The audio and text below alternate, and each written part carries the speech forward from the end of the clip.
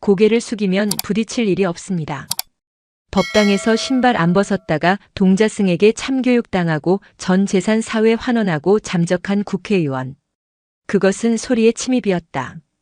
해묵은 소나무 숲의 정적을 찢으며 몽유산의 구불구불한 산길을 기어 올라온 것은 금속과 오만의 소리였다.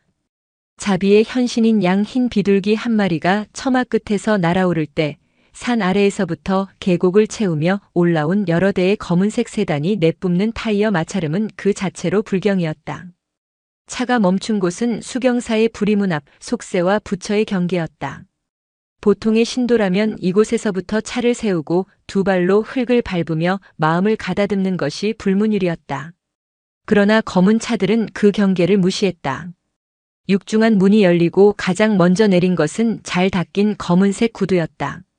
질 좋은 가죽이 먼지 하나 없는 자태를 뽐내며 사찰의 마당, 오랜 세월 수많은 이들의 맨발과 집신이 닿았던 바로 그 땅을 힘주어 밟았다. 차기 대권 주자로 거론되는 거물 정치인 강태준이었다. 그의 등장은 마치 잘 짜인 연극의 한 장면 같았다. 수행원들이 일사불란하게 움직이며 그의 동선을 확보했고 한쪽에서는 찰칵하는 소리와 함께 카메라 플래시가 터져나왔다. 오늘은 수경사에서 매년 봄 열리는 산사 풍경음악회가 있는 날이었다. 이름 그대로 산사의 풍경 소리와 어우러지는 작은 음악회. 그러나 강태준의 등장은 이 평화로운 행사를 그의 개인적인 무대로 바꾸어 놓았다. 아이고 의원님, 이 누추한 곳까지 어인 걸음이십니까? 주지 스님인 무심히 합장하며 그를 맞았다. 70평생을 산사의 풍파 속에서 보낸 노승의 얼굴에는 평온함이 서려 있었지만 그 미세한 미간의 주름까지 감추지는 못했다. 강태준은 합장하는 무심의 손을 덥석 잡고 악수로 바꾸어 버렸다. 스님의 두 손을 한 손으로 움켜쥔 채 다른 손으로는 어깨를 두드리며 호탕하게 웃었다. 주지 스님 오랜만입니다. 나라 걱정에 잠 못 이루다 보니 부처님 지혜라도 빌려볼까 하고 찾아왔습니다. 하하. 그의 목소리는 산사의 공기에 어울리지 않게 컸고 그 내용 또한 공허했다. 나라 걱정이라는 단어는 그의 입에서 나올 때마다 권력을 향한 야심의 다른 이름처럼 들렸다. 그의 시선은 무심의 얼굴이 아닌 그 너머의 카메라 렌즈를 향해 있었다. 완벽한 구도, 완벽한 표정. 그는 자신이 어떻게 비칠지를 정확히 알고 있었다. 음악회는 이미 시작되어 대웅전 앞마당에 마련된 작은 무대에서는 가야금 산조가 봄바람을 타고 부드럽게 퍼져나가고 있었다. 청아한 현의 울림은 강태준과 그 무리가 몰고 온 소음에 짓눌려 희미해지는 듯 했다.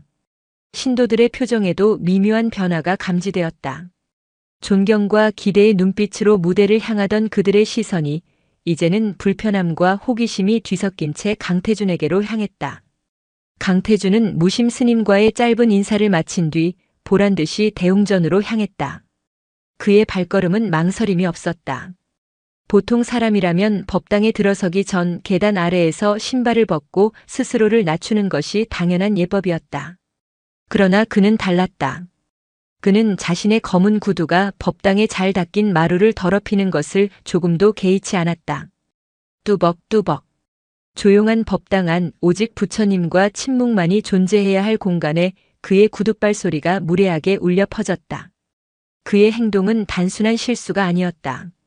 그것은 계산된 오만함, 나는 예외라는 특권 의식의 과시였다. 그는 법당 중앙의 거대한 금빛 불상을 한번 훑어보았다. 마치 미술관의 조각품을 감상하듯 그 어떤 경외심도 담기지 않은 평가의 시선이었다.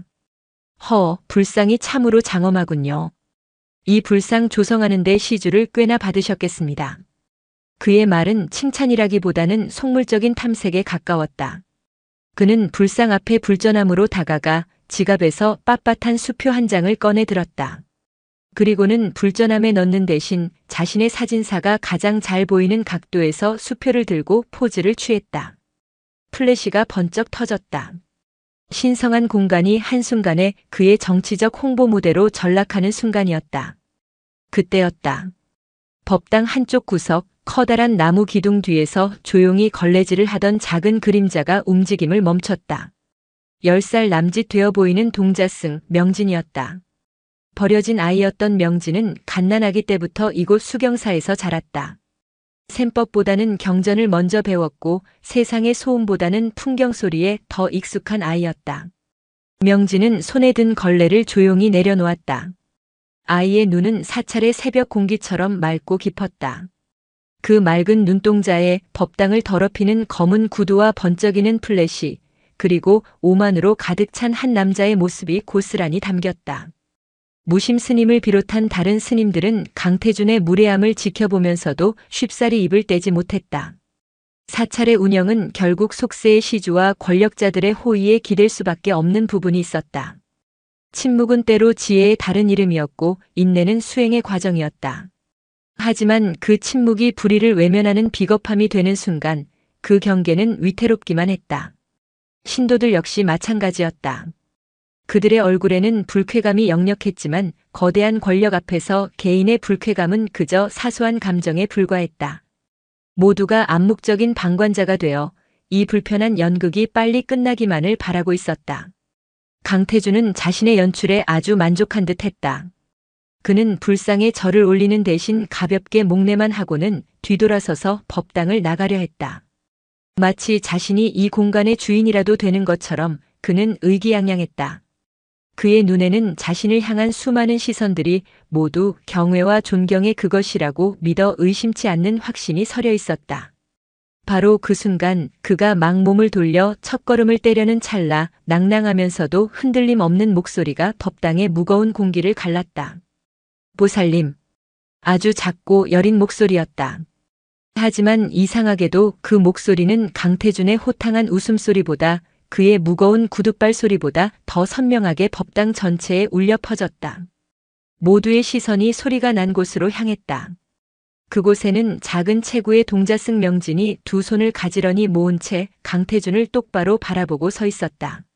시간이 멈춘 듯 했다. 법당 안의 모든 소음이 명진의 그 한마디에 흡수된 것 같았다. 바람 소리도 멀리서 들려오던 가야금 소리도 사람들의 숨소리마저도 순간적으로 멎었다. 강태준은 자신의 귀를 의심했다. 감히 누가 이 강태준의 길을 막아서는가. 그는 천천히 아주 천천히 고개를 돌렸다. 그의 시선 끝에 제 키만 한 기둥 옆에 서 있는 작은 동자승이 보였다. 지금 나를 부른 것인가? 강태준의 목소리에는 당혹감과 짜증이 섞여 있었다. 그는 자신의 정치 인생에서 수많은 거물들과 싸워왔지만 이토록 작은 존재에게 발목을 잡혀본 적은 없었다. 그것은 마치 코끼리가 발밑에 개미를 의식하게 된 것과 같은 기묘하고 불쾌한 감각이었다. 명진은 조금도 위축되지 않았다. 아이는 고개를 작게 끄덕이며 차분한 목소리로 말을 이었다. 보살님, 부처님을 뵙는 성스러운 곳에서는 신을 벗고 들어오셔야 합니다. 보살님의 신발이 부처님의 집을 더럽히고 있습니다. 아이의 목소리는 꾸짖음이 아니었다. 비난도 아니었다. 그저 사실을 이야기하는 물이 위에서 아래로 흐른다는 것처럼 당연한 이치를 설명하는 목소리였다. 하지만 그 당연한 이치가 지금 이 순간에는 가장 날카로운 비수가 되어 강태준의 심장을 찔렀다. 순간 법당 안에 있던 모든 이들이 숨을 죽였다. 무심 스님의 감은 듯한 눈꺼풀이 미세하게 떨렸고 다른 스님들은 차마 고개를 들지 못했다. 신도들은 경악과 통쾌함이 뒤섞인 복잡한 표정으로 두 사람을 번갈아 쳐다보았다. 한 아이가 거대한 골리앗에게 돌멩이를 던진 것이다. 강태준의 얼굴에서 미소가 사라졌다. 그는 잠시 명진을 빤히 쳐다보았다. 아이의 눈은 깊은 산속의 옹달샘처럼 맑았다. 그 어떤 두려움도 아기도 찾아볼 수 없었다. 오직 순수한 신념만이 담겨 있을 뿐이었다. 강태준은 그 눈빛을 마주하는 것이 섬뜩할 정도로 불편했다. 그는 헛웃음을 터뜨리며 그 불편함을 애써 감추려 했다. 하하, 이 꼬마가 아주 당돌하구나. 스님, 절에서는 아이들 교육을 이렇게 시킵니까? 어른에게 예의 없이 훈계부터 하라고 가르치시나 봐요. 그는 명진을 무시하고 무심 스님을 향해 비아냥거리듯 말했다. 상황을 자신에게 유리하게 버릇없는 아이와 그 아이를 제대로 가르치지 못한 어른의 문제로 전환하려는 노련한 정치인의 수법이었다. 그의 말에는 자신을 지적한 아이에 대한 모욕과 그 아이를 방패 삼아 사찰 전체를 깎아내리려는 의도가 교묘하게 숨어 있었다. 무심 스님은 대답 대신 조용히 합장할 뿐이었다. 그 침묵은 강태준에게 대답의 공을 다시 넘기는 무언의 압박이었다. 이제 모두의 시선은 다시 강태준과 명진에게로 향했다. 강태준은 이제 이 상황을 무시하고 지나갈 수 없다는 것을 깨달았다.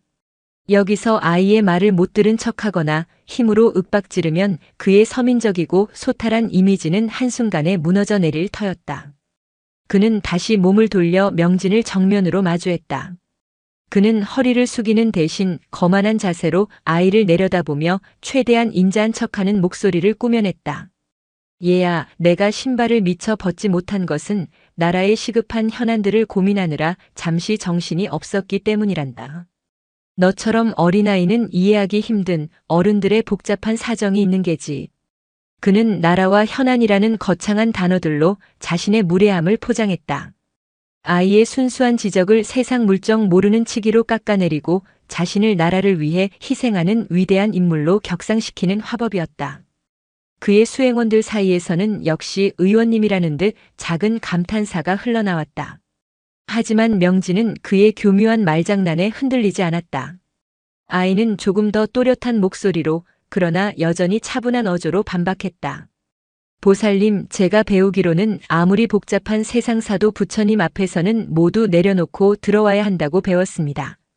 머릿속이 복잡하여 예의를 잇는 것은 사람이요, 마음속이 시끄러워 진실을 외면하는 것은 중생입니다. 보살님께서는 지금 머리가 복잡하신 것입니까? 아니면 마음이 시끄러우신 것입니까? 그 순간 법당 안의 공기는 얼음장처럼 차가워졌다. 이것은 더 이상 어린아이의 순진한 질문이 아니었다. 그것은 강태준의 위선적인 변명의 본질을 꿰뚫는 전곡을 찌르는 철학적인 질문이었다.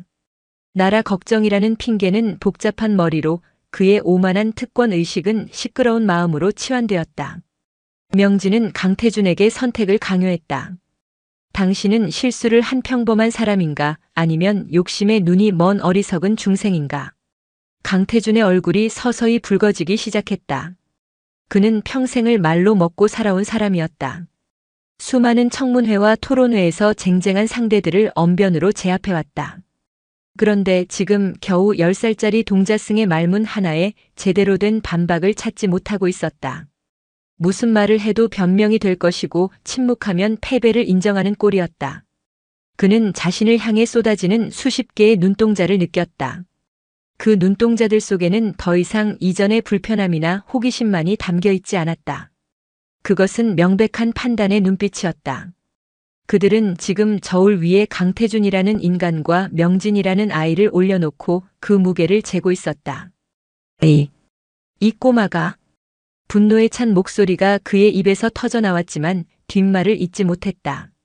그는 아이에게 소리를 지르는 추한 모습을 보일 수도, 그렇다고 이 굴욕적인 상황을 순순히 받아들일 수도 없었다. 그의 이마에 땀방울이 맺혔다. 산사의 시원한 공기 속에서 유독 그만이 열기에 휩싸인 듯 보였다. 그는 자신의 권위가 평생을 쌓아올린 철옹성 같던 이미지가 이름 모를 작은 동자승의 말 한마디에 균열이 가는 것을 똑똑히 느끼고 있었다. 법당 안 금빛 불상은 변함없이 자비로운 미소를 띤 채 이 모든 광경을 내려다보고 있었다. 마치 세상 모든 위선과 오만을 다 알고 있다는 듯 그저 말없이 지켜보고 있을 뿐이었다. 궁지에 몰린 짐승은 난폭해진다. 강태준의 경우가 그러했다. 그의 머릿속은 새하얗게 비어버린 듯 했으나 단 하나의 감정, 모멸감만이 들끓고 있었다. 평생을 남을 밟고 일어서는 데 익숙했던 그에게 자신보다 압도적으로 약한 존재에게 당한 이 공개적인 망신은 견딜 수 없는 고통이었다. 그는 더 이상 이 자리에 머물 수 없다고 판단했다. 이곳에 1초 더 있다가는 자신의 정치 생명에 지울 수 없는 오점을 남기게 될 터였다. 그는 이 상황을 벗어나야 했다. 어떻게든 가장 빠른 방법으로. 스님, 오늘 좋은 말씀 잘 들었습니다. 국정 현안이 산적해 있어 이만 가봐야겠습니다. 그는 명진을 더 이상 쳐다보지도 않고 무심 스님을 향해 거의 내뱉듯이 말했다. 그의 목소리는 분노로 미세하게 떨리고 있었다. 그는 대답을 기다리지도 않고 횡 몸을 돌렸다. 마치 이 불쾌한 공간에서 탈출이라도 하려는 듯 그의 발걸음은 다급하고 거칠었다. 바로 그 조급함이 화를 불렀다. 그는 법당에 들어올 때의 오만한 발걸음과는 비교도 안 될 만큼 허둥대며 문 쪽으로 향했다. 그의 시선은 문턱이 아닌 자신을 향해 쏟아지는 사람들의 시선과 이 굴욕을 어떻게 수습할지에 대한 생각으로 가득 차 있었다. 그는 자신이 법당에 들어설 때 얼마나 고개를 뻣뻣이 세우고 들어왔는지, 그래서 이 법당의 문틀이 얼마나 낮은지를 전혀 인지하지 못하고 있었다. 쿵! 둔탁하고 묵직한 소리가 법당 전체를 울렸다. 강태준이 낮은 문틀에 머리를 그대로 처박은 것이다. 소리는 생각보다 훨씬 컸다. 마치 잘 익은 수박이 쪼개지는 듯한, 듣기만 해도 고통이 전해져 오는 그런 소리였다. 순간 법당 안의 모든 것이 정지했다.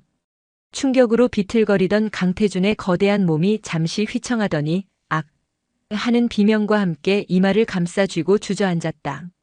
그의 손가락 사이로 붉은 피가 배어나오기 시작했다. 고요했다. 너무나 고요해서 강태준의 거친 숨소리와 신음소리만이 법당을 가득 채웠다.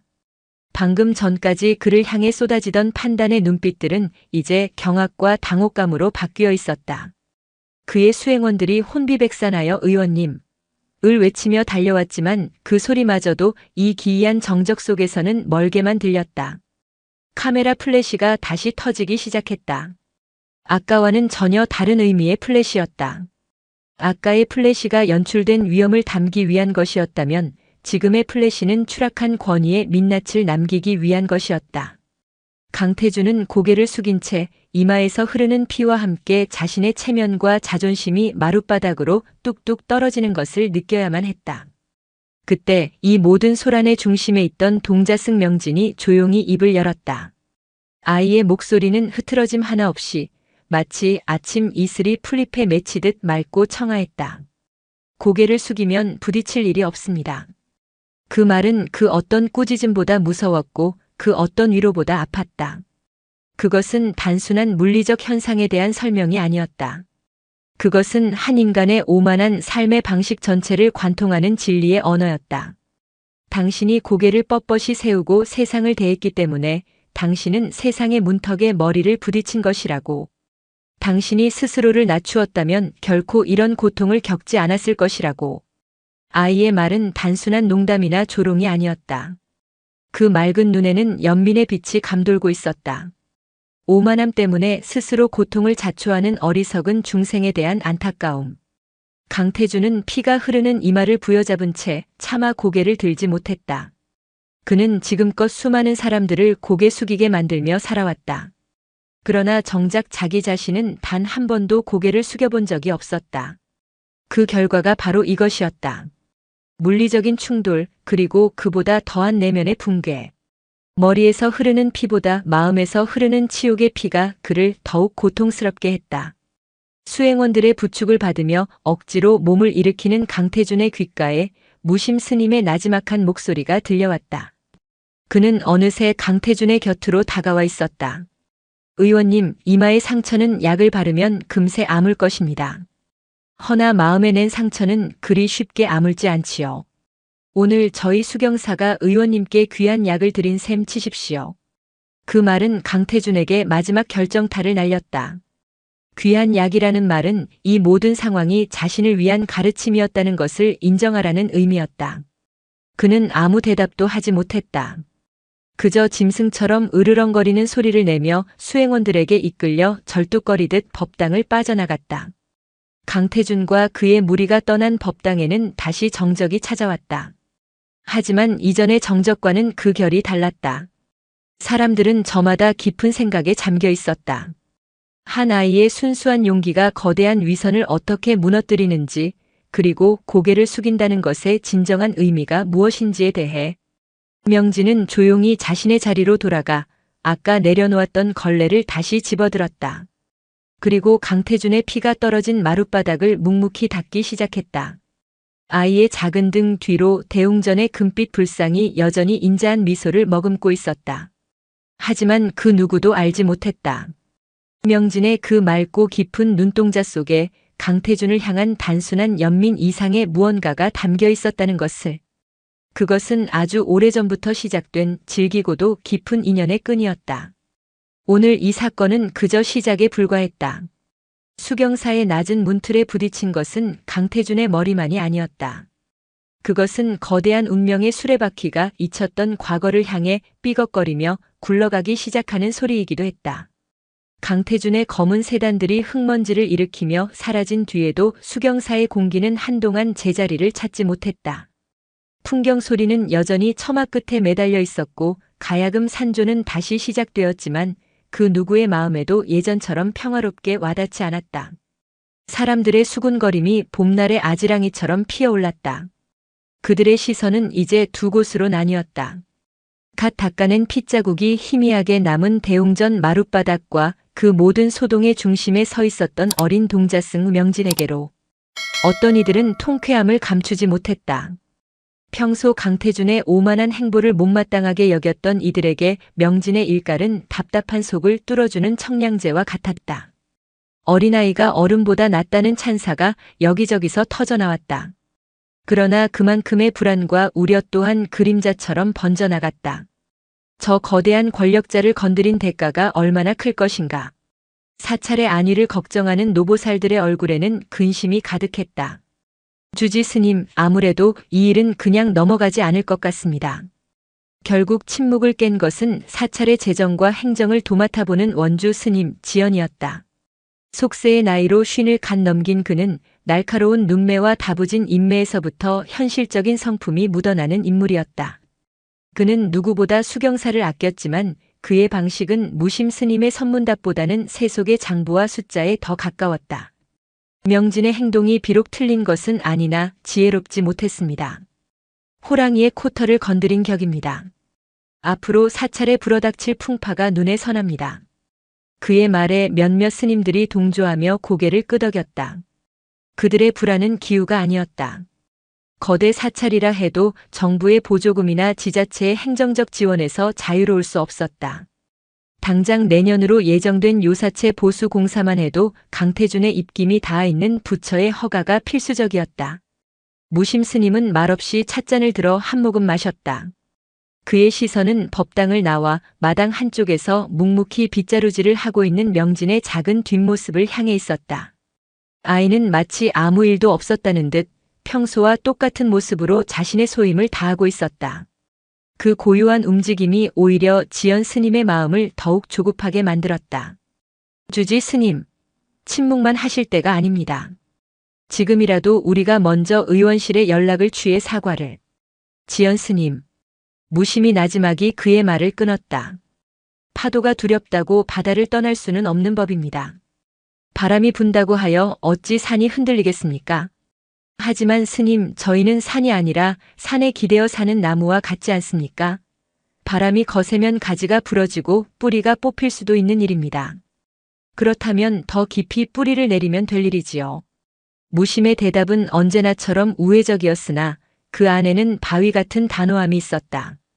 그는 이 사태를 정치적, 행정적 문제로 풀 생각이 없어 보였다. 오히려 그는 이 일을 수행의 과정, 수경사 전체가 마주해야 할 하나의 화두로 여기는 듯했다.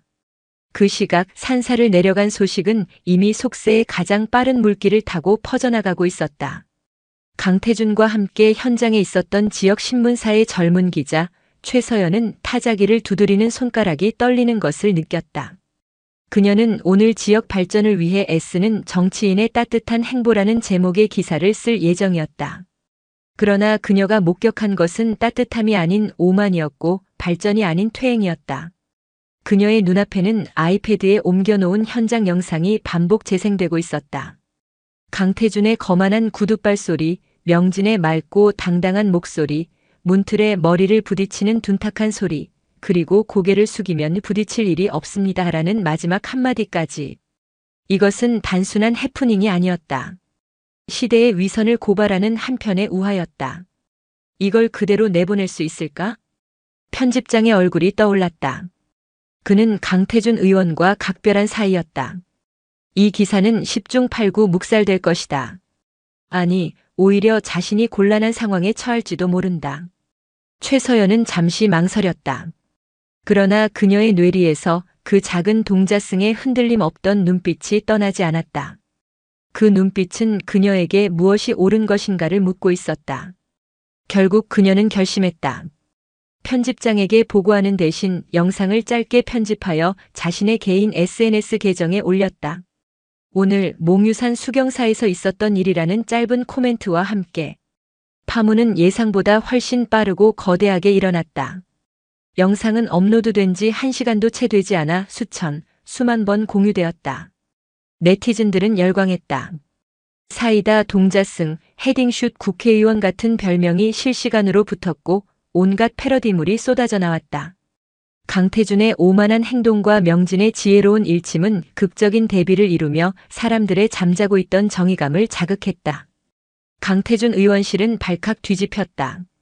비서진들은 쉴 새 없이 울리는 전화와 폭주하는 SNS 댓글에 대응하느라 정신이 없었다. 그들의 초기 대응은 어설펐다. 의원님께서 국정과로로 잠시 현기증을 느끼셔서 일어난 작은 사고라는 해명은 오히려 비웃음만 샀다. 그들은 곧바로 악의적 편집과 아동을 이용한 정치 공세라는 역공 프레임을 짜기 시작했다.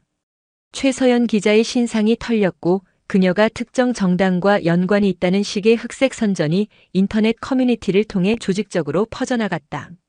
하지만 이미 불길은 걷잡을 수 없이 번진 후였다.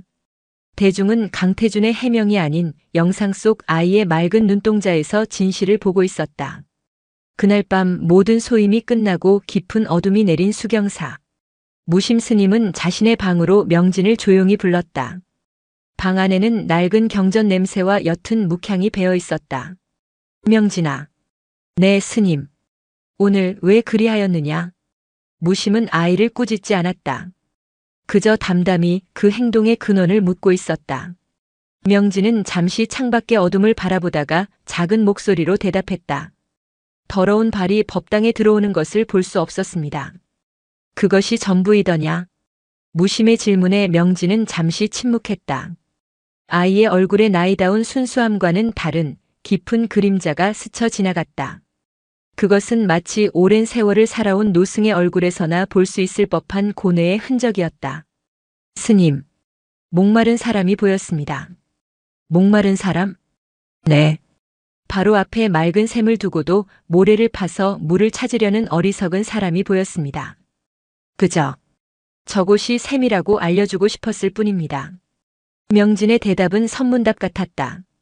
하지만 무심은 그 뜻을 알아들었다.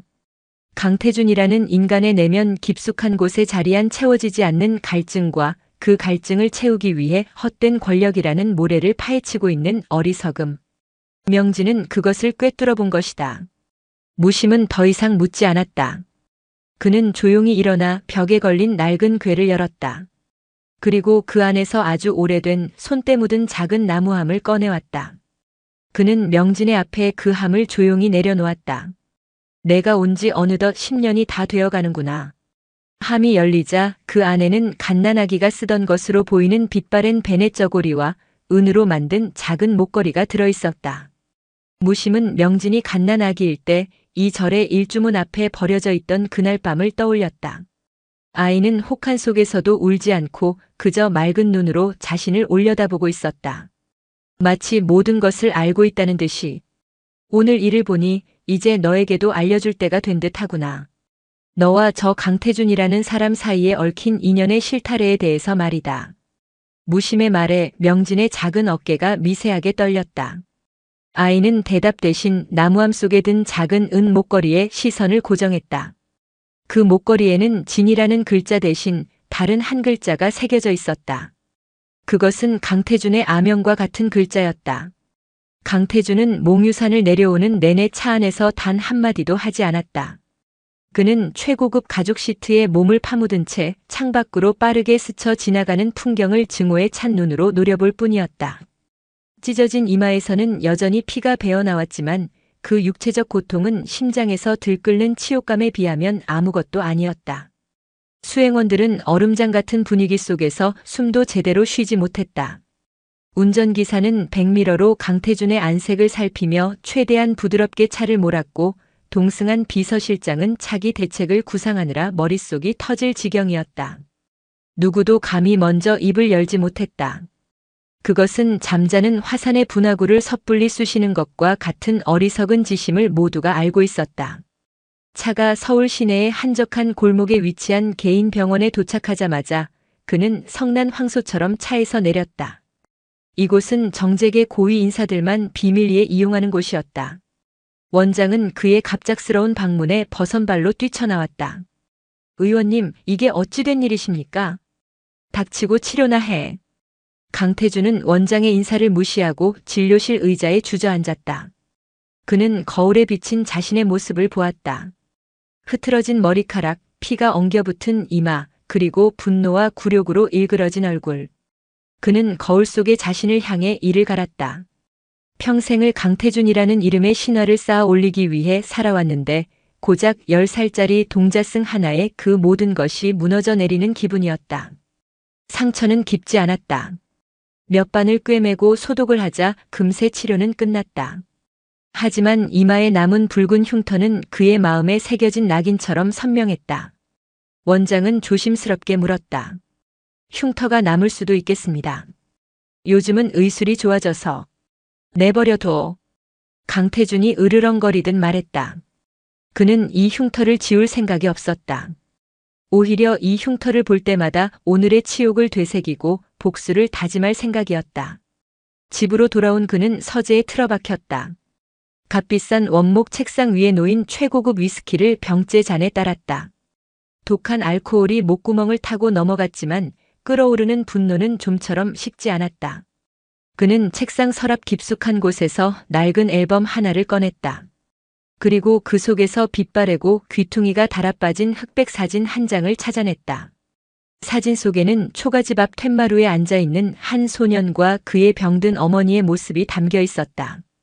깡마르고 영양 상태가 좋지 않은 소년은 그러나 두 눈만은 늑대처럼 날카롭게 빛나고 있었다.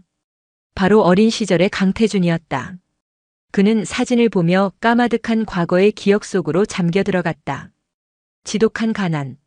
아버지는 그가 태어나기도 전에 빚쟁이를 피해 집을 나갔고 몸이 약한 어머니가 삭바느질로 겨우 입에 풀칠을 하며 살았다.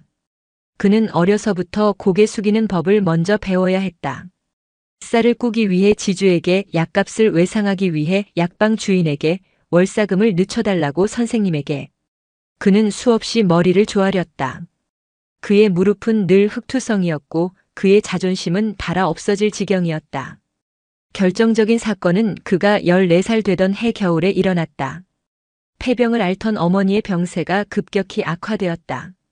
눈이 억수같이 쏟아지는 밤 그는 어머니를 등에 업고 읍내의 하나뿐인 의원으로 달려갔다. 의원의 문은 굳게 닫혀 있었다. 그는 문이 부서져라 두드렸다. 한참 만에 잠옷 바람으로 나온 의원은 귀찮다는 표정으로 그들을 내려다보았다. 돈은 있느냐? 외상으로. 나중에 꼭 갚겠습니다. 제발 어머니 좀. 소년 태주는 차가운 눈바닥에 무릎을 꿇었다. 그는 이마가 땅에 닿도록 절을 하며 애원했다. 하지만 의원은 코웃음만 칠 뿐이었다. 가난뱅이들 외상은 안 받는다. 썩 돌아가거라. 쾅. 문이 닫혔다. 그 차가운 문 앞에서 소녀는 어머니의 점점 싸늘해지는 체온을 느끼며 절망했다. 그는 그때 맹세했다. 다시는 그 누구에게도 고개를 숙이지 않으리라. 고개를 숙여야만 하는 약자가 아니라 모든 이들이 자신에게 고개를 숙이게 만드는 강자가 되리라고. 그날 이후 그는 독하게 살았다. 잠을 줄여가며 공부했고 살아남기 위해 수단과 방법을 가리지 않았다. 때로는 비굴하게 남의 밑으로 기어들어갔고 때로는 잔인하게 경쟁자를 밟고 일어섰다. 그의 마음속에는 오직 하나의 목표, 정상에 오르는 것뿐이었다. 그리고 마침내 그는 성공했다. 지긋지긋한 가난에서 벗어났고 자신을 무시했던 모든 이들 위에 군림하는 권력자가 되었다.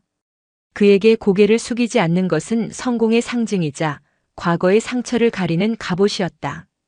그런데 오늘 수경사의 그 어린 동자승이 자신의 가장 아픈 상처를 가장 단단한 갑옷을 정면으로 꿰뚫어버린 것이다.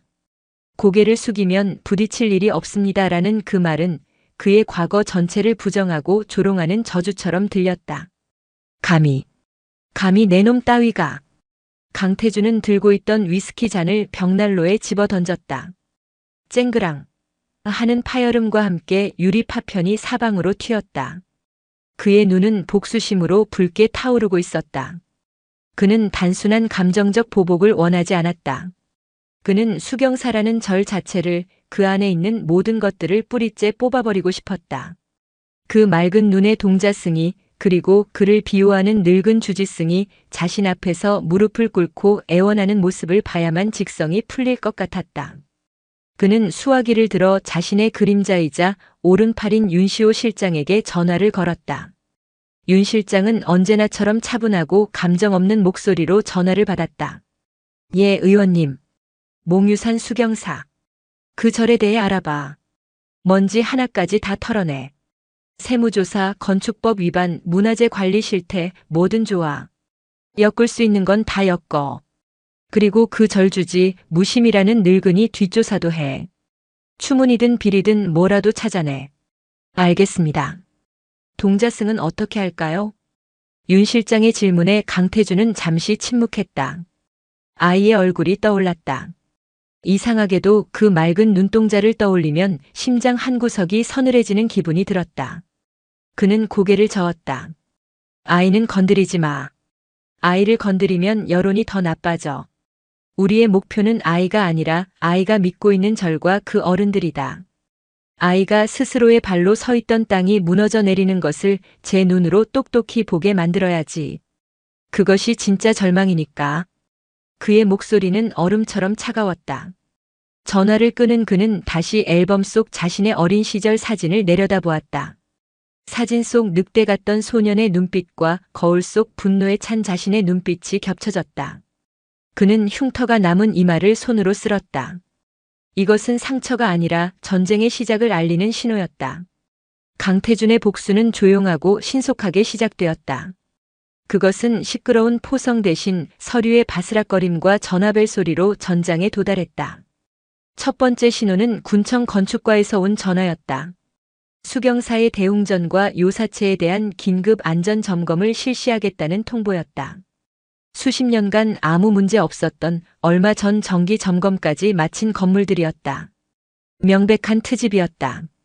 두 번째 신호는 세무서에서 날아온 공문이었다. 사찰의 최근 5년간의 기부금 내역과 재정 운영 전반에 대한 특별 세무조사를 실시하겠다는 내용이었다. 사찰의 재정은 신도들의 보시와 작은 템플스테이 수입이 전부였다.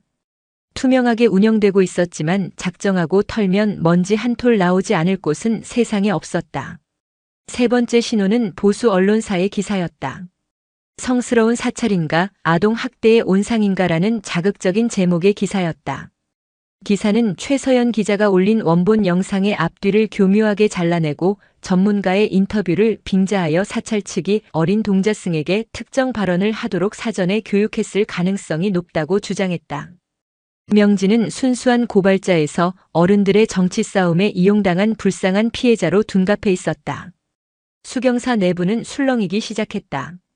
스님들의 얼굴에는 불안감이 역력했다. 특히 현실적인 원주 스님 지연의 목소리가 가장 컸다. 보십시오, 주지 스님. 제가 무엇라 했습니까? 호랑이의 코털을 건드리면 온몸이 물어뜯기는 법입니다. 이제 어찌하시겠습니까? 이러다간 수십 년간 쌓아 올린 수경사의 공든 탑이 하루아침에 무너져 내릴 판입니다. 그는 다과를 위해 모인 자리에서 찻잔을 탁 소리나게 내려놓으며 열변을 토했다. 몇몇 젊은 스님들도 그의 말에 동조했다. 우리라도 나서서 강 의원을 찾아뵙고 용서를 구해야 합니다. 명진이를 잠시 다른 절로 보내는 것은 어떻겠습니까? 일단 소나기는 피하고 봐야지요. 온갖 의견들이 분분하게 오갔다. 그러나 그 모든 소란의 중심에서 무심 스님은 미동도 없이 좌정하고 있었다. 그는 마치 폭풍의 눈 속에 들어앉은 듯 고요하고 평온했다. 그는 스님들의 불안에 찬 얼굴들을 하나하나 둘러본 뒤 나지막이 입을 열었다. 여러분은 지금 무엇이 두려운 것입니까? 그의 질문에 모두가 입을 다물었다. 건물에 금이 갈까 두려운 것입니까? 장부가 파헤쳐지는 것이 두려운 것입니까? 아니면 세상 사람들의 손가락질이 두려운 것입니까? 무심은 잠시 말을 멈추고 찻잔에 비친 자신의 얼굴을 들여다보았다. 수행자에게 진정 두려운 것은 그런 것들이 아닙니다. 불의 앞에서 침묵하는 비겁함, 진실 앞에서 눈을 감는 나태함, 중생의 고통 앞에서 나의 안위만을 걱정하는 이기심. 우리가 진정 두려워해야 할 것은 바로 우리 마음속의 거미줄입니다. 바람이 거세게 부는 것은 우리에게 뿌리를 더 깊이 내리라는 가르침입니다. 자, 모두들 하던 공부와 수행에 더욱 정진하십시오. 새벽 예불 시간을 1시간 앞당기고 저녁 참선 시간을 1시간 늘리겠습니다. 바깥의 소리에 흔들릴수록 안의 소리에 더욱 귀를 기울여야 합니다. 그의 말은 군림하는 자의 명령이 아니었지만 그 어떤 호령보다도 무거운 힘을 담고 있었다. 더 이상 아무도 불평하거나 토를 달지 못했다. 스님들은 묵묵히 자리에서 일어나 각자의 처소로 돌아갔다. 수경사에는 다시 무거운 침묵과 함께 더욱 팽팽해진 수행의 기운이 감돌기 시작했다. 명진은 이 모든 상황을 조용히 지켜보고 있었다. 아이는 자신 때문에 사찰 전체가 공경에 처했다는 것을 알고 있었다.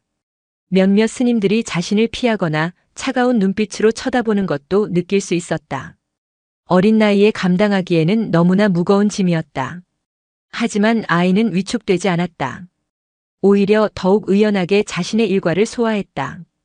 새벽 가장 먼저 일어나 법당의 촛불을 밝혔고 누구보다 열심히 마당을 쓸었다. 저녁 예불이 끝나면 스님들이 모두 잠든 깊은 밤까지 경전을 읽었다. 아이의 작은 등은 마치 스스로가 흔들리지 않는 산이 되려는 듯 꼿꼿했다. 어느 날 밤 모두가 잠든 시각, 명진은 몰래 자신의 방을 빠져나왔다. 아이의 손에는 작은 등불이 들려 있었다. 아이가 향한 곳은 대웅전 뒤편, 인적이 드문 곳에 자리한 장경각이었다. 수경사의 모든 경전과 기록들이 보관된 곳이었다. 삐걱이는 나무 문을 열고 안으로 들어선 명진은 익숙하게 서가 사이를 걸었다. 그리고 가장 구석진 곳, 먼지가 뽀얗게 쌓인 서가에서 낡은 오동나무 괴짝 하나를 꺼내 들었다. 그것은 공식적인 장서 목록에는 기록되어 있지 않은 무심 스님과 명진만이 아는 비밀 서고였다. 괴짝을 열자 그 안에는 경전이 아닌 수십 년간의 낡은 신문 스크랩과 빛바랜 서류들이 가득했다. 명진은 그 속에서 오래된 서류 봉투 하나를 꺼냈다. 봉투 안에는 낡은 사진 몇 장과 한 장의 출생신고서 사본이 들어있었다. 출생신고서의 아버지 칸에는 강태준이라는 이름이 선명하게 적혀 있었다. 그리고 어머니의 이름, 그리고 아기의 이름. 명진은 사진 한 장을 집어들었다. 젊은 시절의 강태준과 그의 곁에서 수줍게 웃고 있는 한 여인의 사진이었다. 명진은 그 여인의 얼굴을 등불 아래에서 한참 동안이나 들여다보았다. 한 번도 본 적 없는 얼굴이었지만 이상하게도 가슴 한쪽이 아릿하게 저려왔다. 명진의 눈동자가 깊게 흔들렸다. 그 맑은 눈 속에는 이제 슬픔과 분노, 그리고 아주 오랜 시간을 기다려온 자의 결연한 의지가 함께 담겨 있었다. 아이는 사진을 가슴에 품었다. 어머니. 아무도 듣지 못하는 아주 작은 속삭임이 장경각의 어둠 속으로 스며들었다. 바깥에서는 강태준이 보낸 세속의 바람이 수경사를 흔들고 있었지만 그보다 훨씬 더 거대한 운명의 폭풍이 사찰의 가장 깊은 곳 한 아이의 마음속에서 조용히 눈을 뜨고 있었다. 수경사, 그 고요한 물의 거울은 이제 피할 수 없는 과거의 진실을 비추기 시작하고 있었다. 강태준이 던진 돌은 수경사라는 고요한 수면에 동심원을 그리며 퍼져나가는데 그치지 않았다. 그것은 연못 바닥의 묵은 뻘을 뒤흔들고 물의 흐름을 바꾸고 두 개의 미세한 균열을 만들어내기 시작했다. 압박은 더 이상 서류나 전화통화 같은 간접적인 형태가 아니었다. 이제 그것은 사찰의 일상 속으로 날카로운 발톱을 세우고 파고들었다. 변화는 사찰의 주 수입원 중 하나인 템플스테이에서 가장 먼저 감지되었다. 주말마다 도시의 소음에 지친 이들로 북적이던 선방의 예약률이 눈에 띄게 줄어들기 시작했다. 처음에는 대수롭지 않게 여겼다. 하지만 곧 인터넷 템플스테이 후기 게시판에 악의적인 글들이 조직적으로 올라오고 있다는 사실이 밝혀졌다. 수경사 위생 상태 최악입니다. 공양간에서 바퀴벌레가 나왔어요. 스님들이 너무 정치적이고 불친절합니다. 쉬러 갔다가 오히려 스트레스만 받고 왔네요. 어린 동자승을 앞세워 돈벌이하는 곳. 순수함을 잃어버린 상업적인 절입니다. 모두 명백한 허위 사실이었다. 수경사의 공양가는 결벽에 가까운 지연 스님의 감독 아래 먼지 한 톨 찾아보기 힘들었고 스님들은 방문객들에게 늘 겸손했다. 하지만 한번 퍼지기 시작한 거짓의 독은 진실의 해독제보다 훨씬 빠르게 퍼져나갔다. 예약 취소 전화가 빗발쳤고 템플스테이 담당 스님의 얼굴에서는 웃음기가 사라졌다. 엎친 데 덮친 격으로 군청 위생과 직원들이 불시에 들이닥쳤다. 그들은 마치 범죄 현장을 덮치는 수사관들처럼 공양간 구석구석을 헤집고 다녔다. 냉장고의 식자재 유통기한을 일일이 확인하고 도마에 아주 작은 흠집까지 사진으로 찍어댔다. 결국 그들이 찾아낸 것은 보관 용기 일부의 원산지 표기 스티커 미부착이라는 사소한 규정 위반이었다. 그러나 이것은 영업정지 15일이라는 과도한 행정처분으로 이어졌다. 수경사 내부의 공기는 납덩이처럼 무거워졌다. 템플스테이 중단은 단순한 재정적 타격을 넘어 사찰이 세상과 소통하는 창구가 막혀버렸음을 의미했다. 신도들의 발길도 눈에 띄게 줄었다. 강태준을 지지하는 지역 유지들이 노골적으로 수경사 출입을 꺼리기 시작했고 그들의 눈치를 보는 평범한 신도들마저 하나둘 등을 돌렸다. 한때 법회 때마다 대웅전을 가득 메웠던 사람들의 온기는 사라지고 횡한 마룻바닥의 냉기만이 스님들의 발끝으로 전해져 왔다. 균열은 사찰의 담장을 넘어 스님들의 마음속에도 생겨나고 있었다. 특히 원주 스님 지연의 인내심은 바닥을 드러내고 있었다. 그는 더 이상 무심 스님의 선문답 같은 지혜를 기다려줄 수 없었다. 주지 스님, 언제까지 좌선만 하고 계실 겁니까? 지금 절이 통째로 무너지게 생겼습니다. 신도들은 떠나가고 곡간은 비어가고 세상은 우리를 손가락질하고 있습니다. 이 모든 게 저 어린 명진이 하나 때문에 벌어진 일 아닙니까? 결국 그의 입에서 참아왔던 말이 터져나왔다. 그는 숨을 헐떡이며 명진이 마당을 쓰는 모습을 날카롭게 쏘아보았다. 그의 목소리에는 원망과 분노가 가득했다. 뿌리를 깊이 내리라는 말씀도 좋습니다. 하지만 뿌리가 썩어 들어가는데 어찌 버틸 수 있겠습니까? 지금이라도 우리가 직접 강 의원을 찾아가 석고대죄라도 해야 합니다. 명진이의 머리를 깎이고 이 산사에서 내쫓는 한이 있더라도 수경사를 지켜야 하지 않겠습니까? 지연의 격한 발언에 몇몇 스님들이 침묵으로 동조했다. 그들의 눈빛은 지연 스님의 말이 틀리지 않았다고 말하고 있었다. 수행 공동체라는 이름 아래 단단하게 뭉쳐있던 승가의 불신과 분열의 그림자가 짙게 드리워지는 순간이었다. 무심은 말없이 눈을 감았다. 그의 평온해 보이는 얼굴 아래 누구도 짐작할 수 없는 깊은 고뇌가 흐르고 있었다.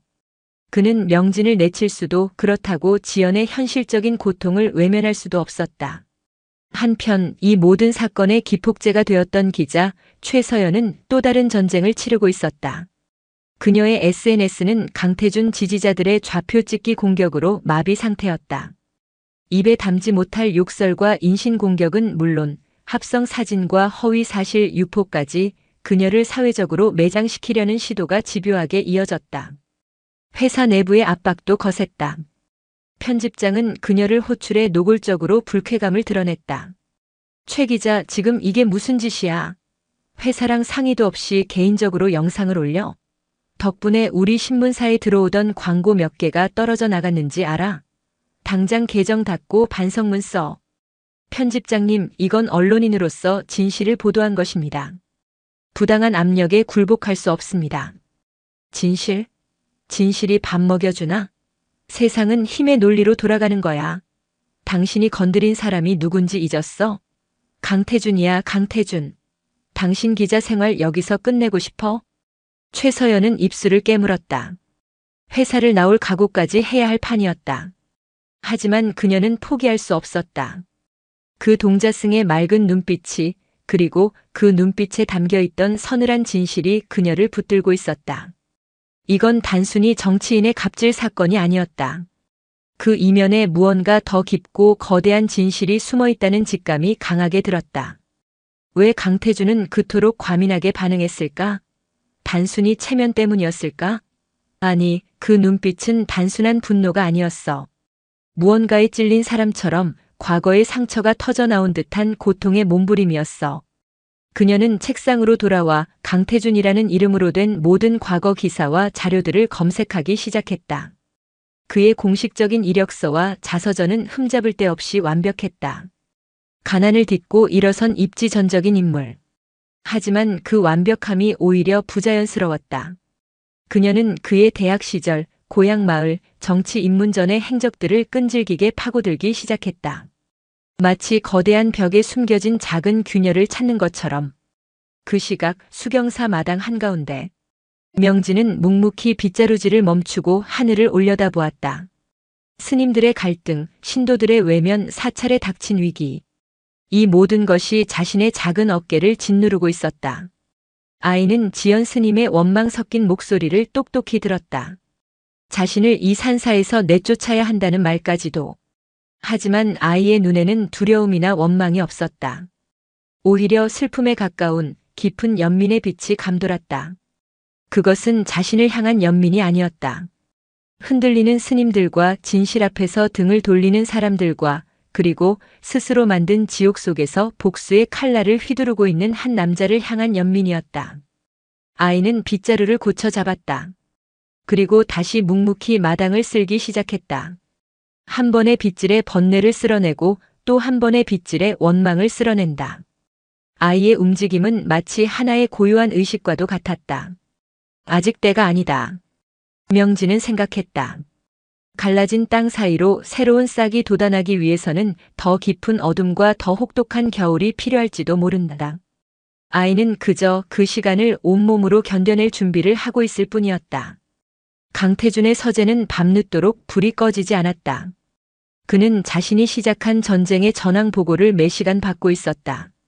수경사의 재정이 마비되고 신도들이 등을 돌리고 승가 내부의 분열이 일어나고 있다는 보고는 그의 마음에 잠시나마 만족감을 주었다. 하지만 그 만족감은 마치 마른 모래에 물을 붓는 것처럼 이내 공허한 갈증으로 변해버렸다. 그의 분노는 식지 않았다. 오히려 시간이 지날수록 더욱 날카로워졌다.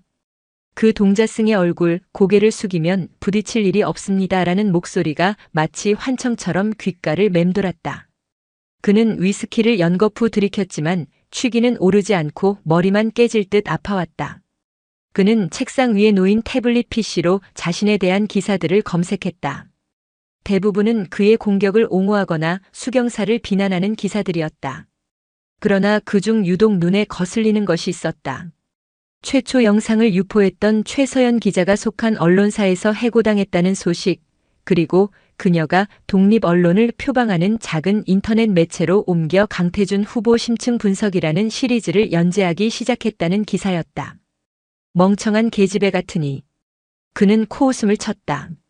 하지만 기사 제목 아래에 달린 작은 부제, 화려한 성공 신화 뒤에 감춰진 그림자를 찾아서라는 문구가 그의 심기를 불편하게 건드렸다.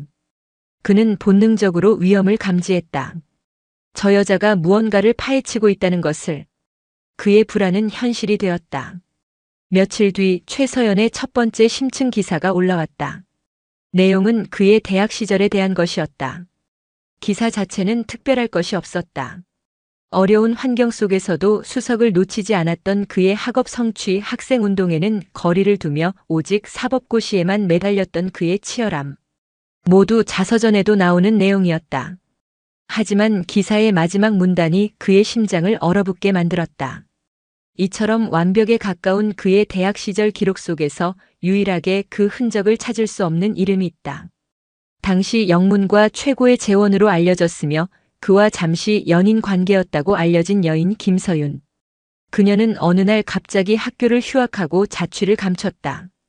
그녀의 행방을 아는 동무는 아무도 없었다. 화려한 스포트라이트 뒤편 지워져 버린 한 사람의 이름. 우리는 그곳에서부터 질문을 시작하려 한다. 김, 서, 윤.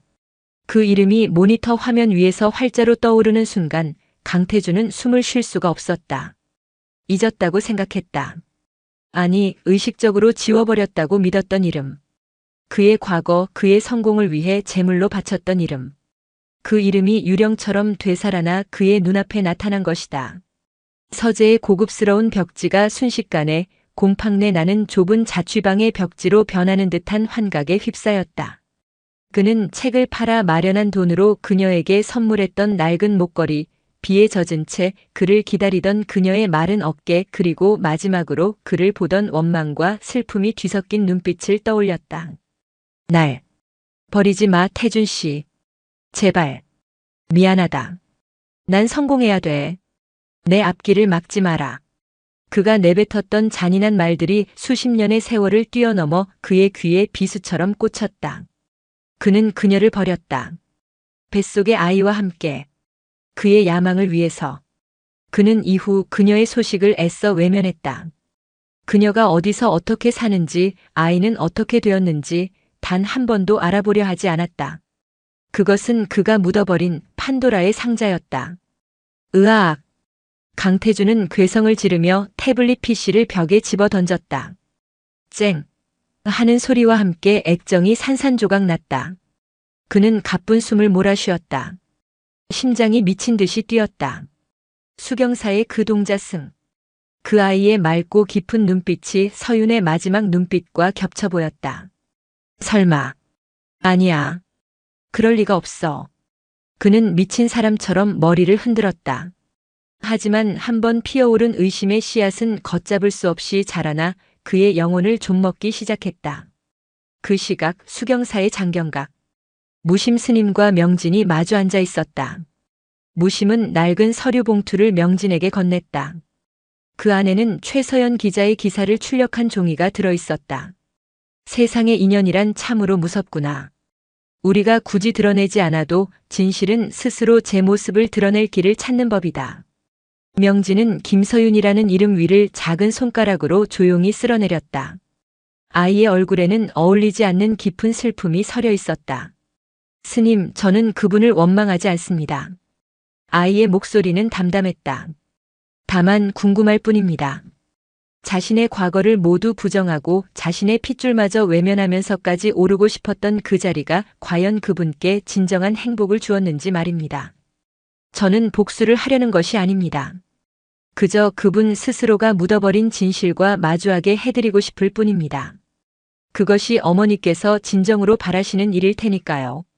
명진의 말에는 아이답지 않은 깊은 통찰이 담겨 있었다. 그것은 원한에 찬 복수자의 언어가 아니라 상처받은 영혼의 구원을 바라는 자의 언어였다. 그는 강태준을 파멸시키려는 것이 아니었다.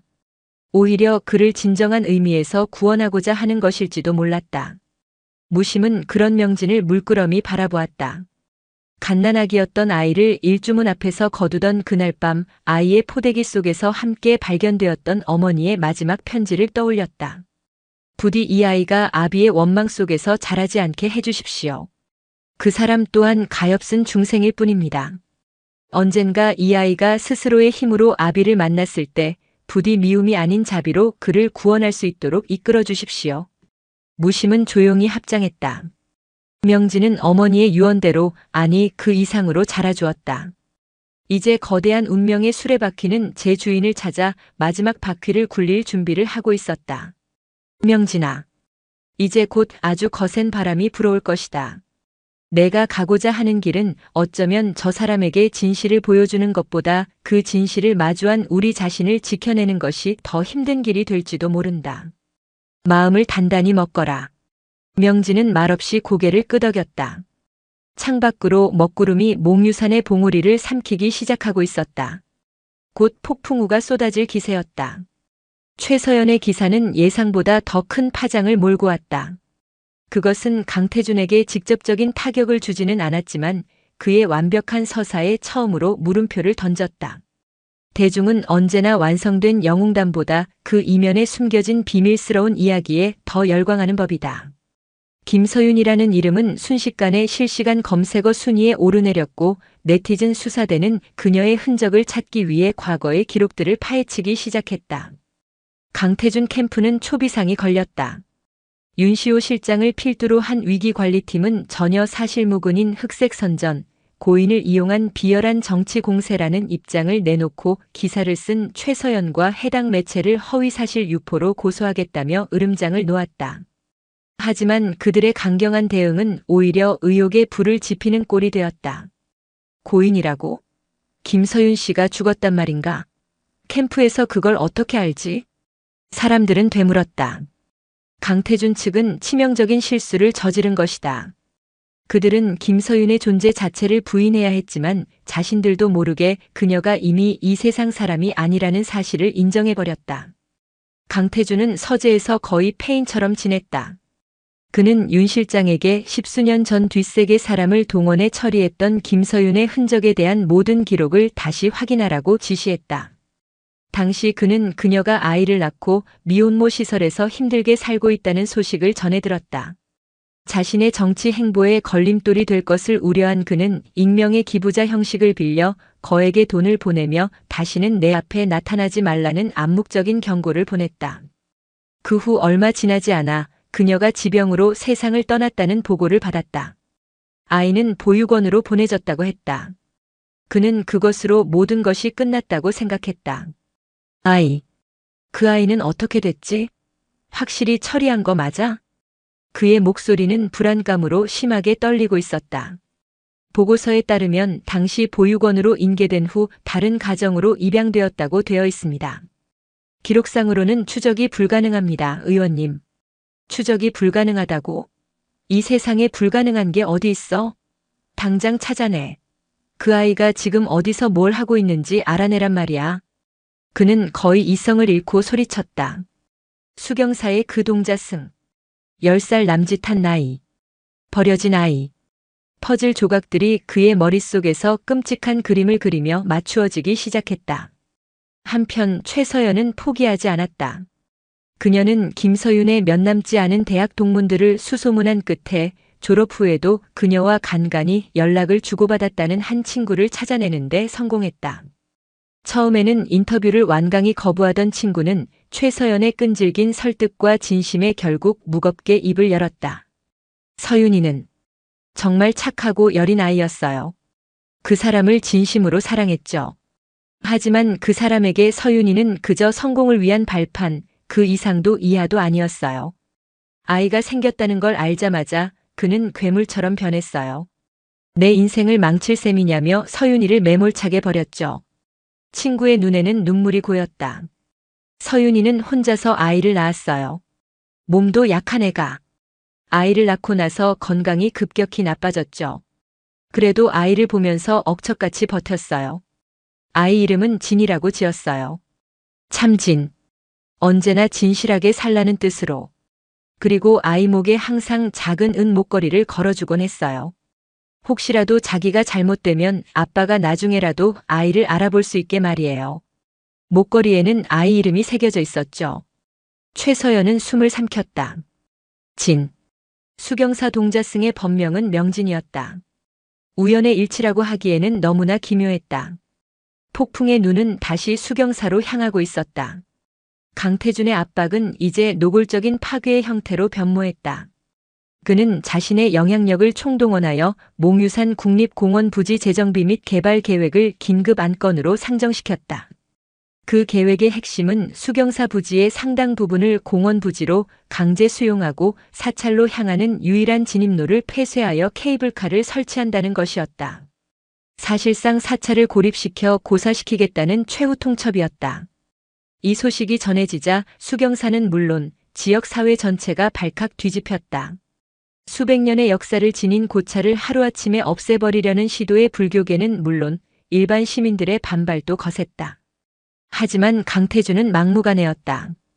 그는 지역 관광 활성화와 주민 편의 증진이라는 명분을 내세워 계획을 밀어붙였다. 수경사는 절체절명의 위기에 놓였다. 지연 스님을 비롯한 모든 대중은 망연자실했다. 이제는 사과나 굴복으로 해결될 문제가 아니었다. 그들의 터전 자체가 사라질 위기였다. 모두가 무심 스님의 결단을 기다리고 있었다. 그날 저녁 비가 추적추적 내리는 대웅전에서 무심 스님은 모든 대중을 소집했다. 그의 얼굴은 평소와 달리 비장함이 감돌았다. 여러분, 수경사는 지금 계산일에 가장 큰 시련을 맞고 있습니다. 한 사람의 오만과 집착이 부처님의 성스러운 도량을 허물려 하고 있습니다. 그는 잠시 말을 멈추고 법당 한쪽에 조용히 서 있는 명진을 바라보았다. 하지만 부처님께서는 모든 시련 속에 깨달음의 씨앗을 감춰두셨다 했습니다. 이제 그 씨앗의 싹을 틔워 어둠 속에서 진실의 빛을 밝혀야 할 때가 온 것 같습니다. 그리고 그는 명진을 향해 손짓했다. 명진아, 이리 오너라. 명진이 천천히 불단 앞으로 걸어 나왔다. 아이는 주머니 속에서 소중하게 간직해온 작은 은 목걸이를 꺼내 들었다. 비에 젖은 법당의 스산한 공기 속에서 진이라는 글자가 희미하게 빛나고 있었다. 같은 시각 최서연은 김서윤 친구의 증언과 과거 자료들을 토대로 마지막 기사를 작성하고 있었다. 그녀의 손가락은 분노와 슬픔으로 떨리고 있었다. 기사의 마지막 문장은 이렇게 끝을 맺고 있었다. 강태준 후보에게 묻는다. 당신이 그토록 지우고 싶었던 과거, 당신이 버렸던 여인의 아들이 지금 어디서 당신을 바라보고 있는지 알고 있는가? 그 아이의 이름은 진이다. 최서연이 기사 전송 버튼을 누르려는 순간 그녀의 핸드폰이 울렸다. 발신자는 수경사의 종무소였다. 최서연 기자님이십니까? 주지 스님께서.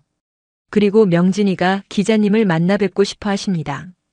세상에 꼭 알려야 할 이야기가 있다고 하십니다. 폭풍이 마침내 몽유산 정상에 도달했다.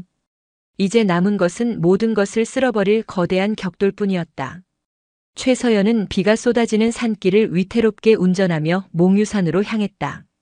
와이퍼가 쉴 새 없이 움직이며 차창을 때리는 빗줄기를 닦아냈지만 세상은 온통 잿빛으로 흐릿했다. 그러나 그녀의 머릿속은 그 어느 때보다 명료했다. 수화기 너머로 들려온 사찰의 정중한 목소리는 그녀가 지금 거대한 진실의 마지막 관문을 향해 달려가고 있음을 알려주고 있었다. 수경사 경내는 폭풍우 속에서 깊은 침묵에 잠겨 있었다. 불이 문을 지나자 빗물에 젖은 기와와 나무들이 묵향처럼 짙은 냄새를 풍겼다. 그녀를 맞이한 것은 젊은 행자승이었다. 행자승은 아무 말 없이 그녀를 무심 스님의 거처인 무설전으로 안내했다. 말 없는 전각. 진리는 언어에 있지 않다는 뜻을 담은 곳이었다. 방 안에는 촛불 한 자루만이 흔들리고 있었다. 무심 스님과 명진이 차분한 얼굴로 그녀를 기다리고 있었다. 방 안의 공기는 바깥의 폭풍우가 거짓말인 것처럼 고요했다. 최서연은 빗물에 젖은 옷가지를 추스르며 그들 앞에 조심스럽게 앉았다. 늦은 시간에 궂은 날씨에 먼 길 오시느라 고생 많으셨습니다. 무심 스님이 먼저 정적을 깼다. 그의 목소리는 늙은 느티나무의 속살처럼 부드럽고 단단했다. 아닙니다, 스님.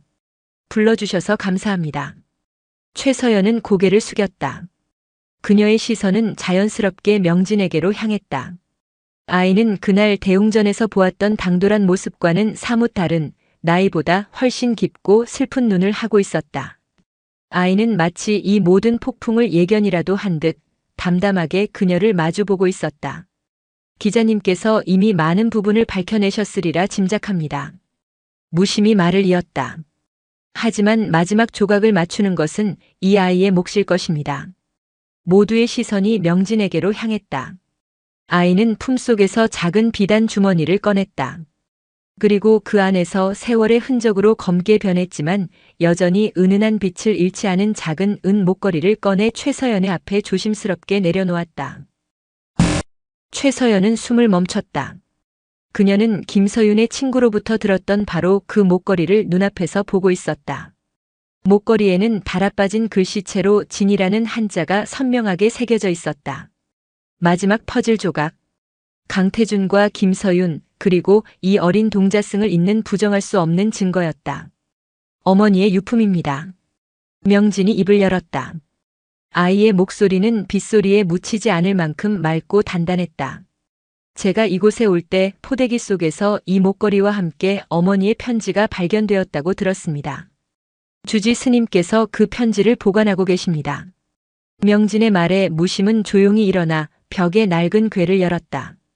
그리고 그 안에서 누렇게 변색된 편지 한 통을 꺼내왔다.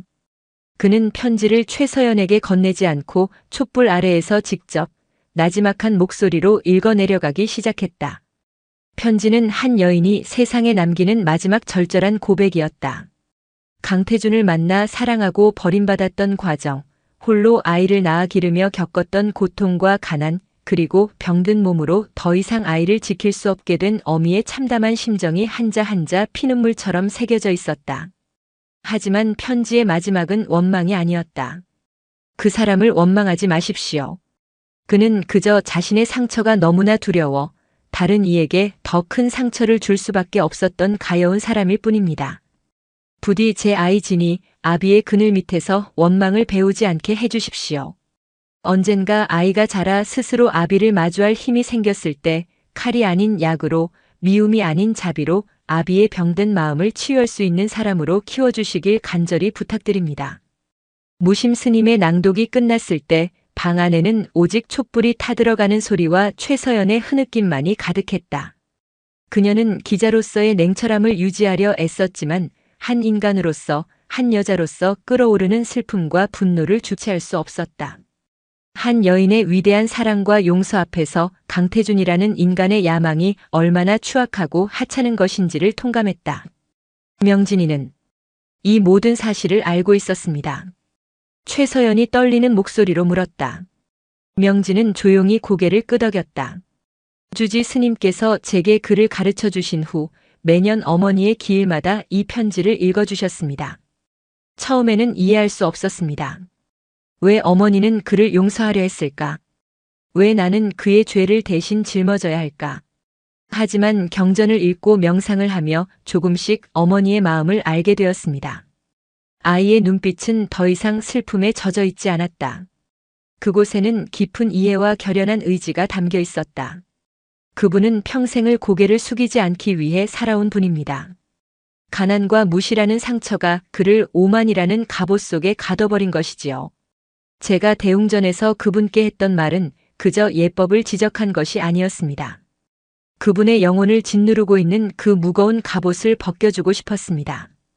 고개를 숙여야만 비로소 볼 수 있는 것들이 있다고, 당신이 외면하고 있는 진실이 바로 당신 발밑에 있다고 알려주고 싶었습니다. 최서연은 전율했다. 이것은 단순한 폭로가 아니었다. 한 아이가 자신의 아버지를, 그리고 세상을 구원하기 위해 시작한 거대한 구도의 여정이었다. 그녀는 자신이 그저 특종을 좇는 기자가 아니라 이 거룩한 역사의 증인이자 기록자가 되어야 함을 깨달았다. 그녀는 더 이상 질문하지 않았다. 그저 깊이 고개를 숙여 명진과 무심 스님에게 경의를 표했다. 제가 어떻게 하면 되겠습니까? 진실을 있는 그대로 세상에 알려주십시오. 무심 스님이 말했다. 판단은 세상 사람들의 몫이고 참회는 그 사람의 몫이며 용서는 하늘의 몫일 것입니다. 우리는 그저 묵묵히 결과를 받아들일 뿐입니다. 최서연은 수경사를 나서는 길, 더 이상 빗줄기가 두렵지 않았다. 그녀의 차는 어둠을 뚫고 달리는 한 줄기 빛과 같았다. 사무실로 돌아온 그녀는 밤을 새워 기사를 썼다.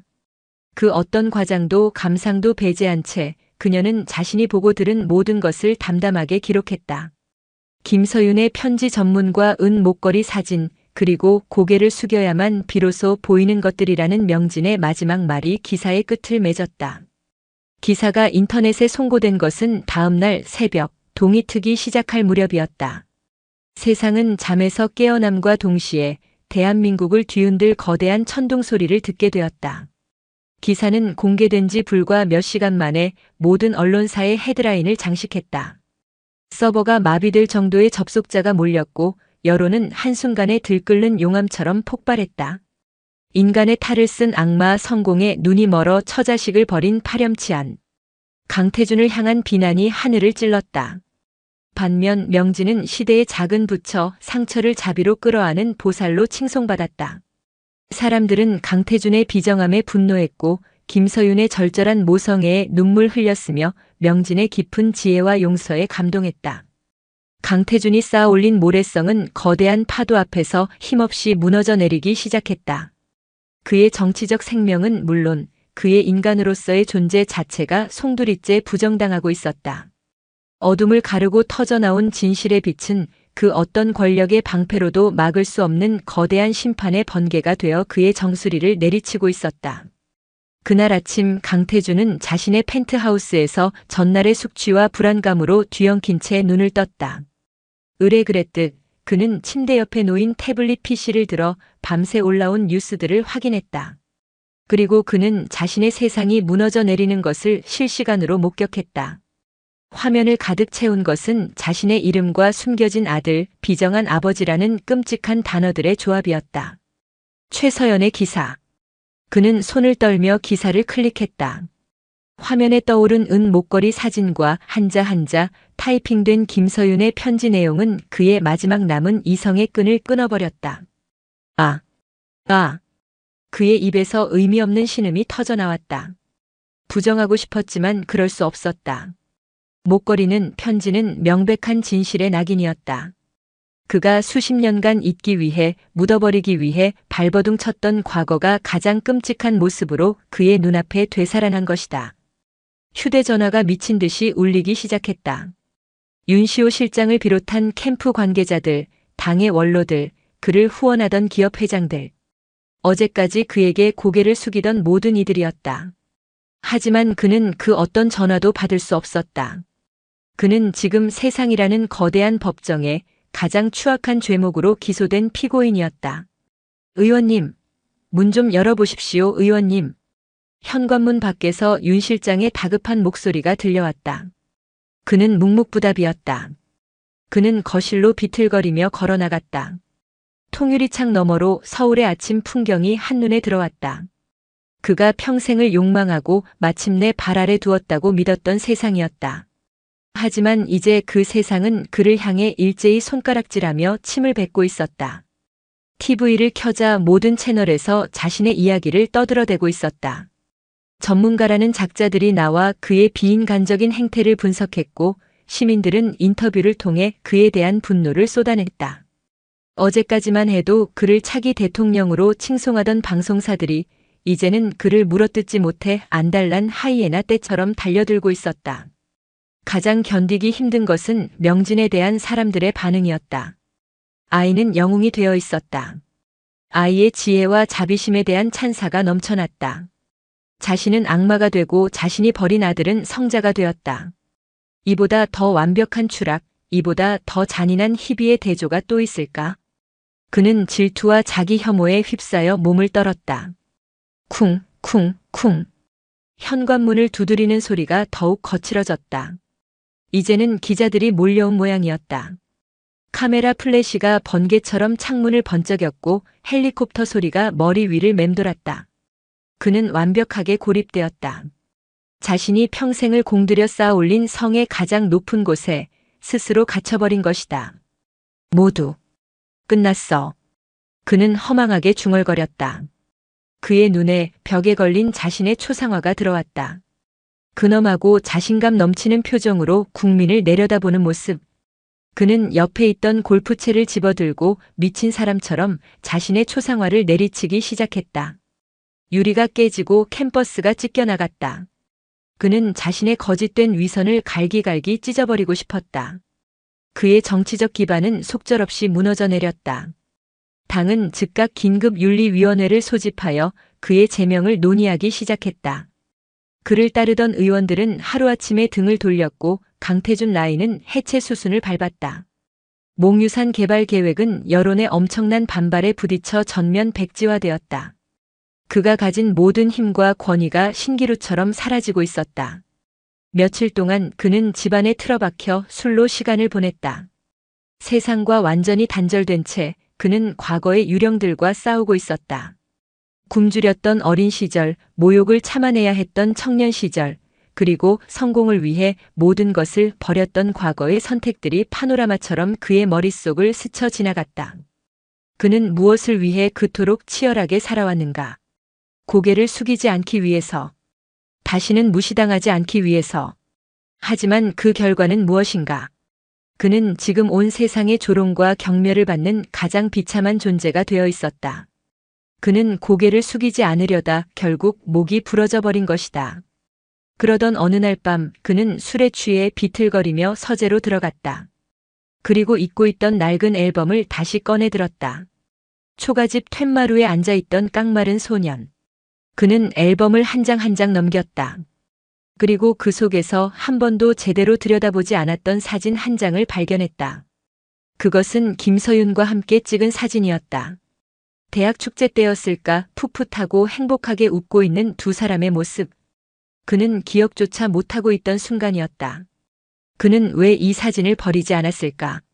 사진 속에서 서윤은 그의 팔짱을 낀 채 세상을 다 가진 듯한 표정으로 웃고 있었다. 그리고 그는 야망에 물들기 전에 그는 꽤나 순수한 얼굴로 그녀를 바라보고 있었다. 그 순간 그의 얼어붙었던 심장에 아주 작은 균열이 생겼다.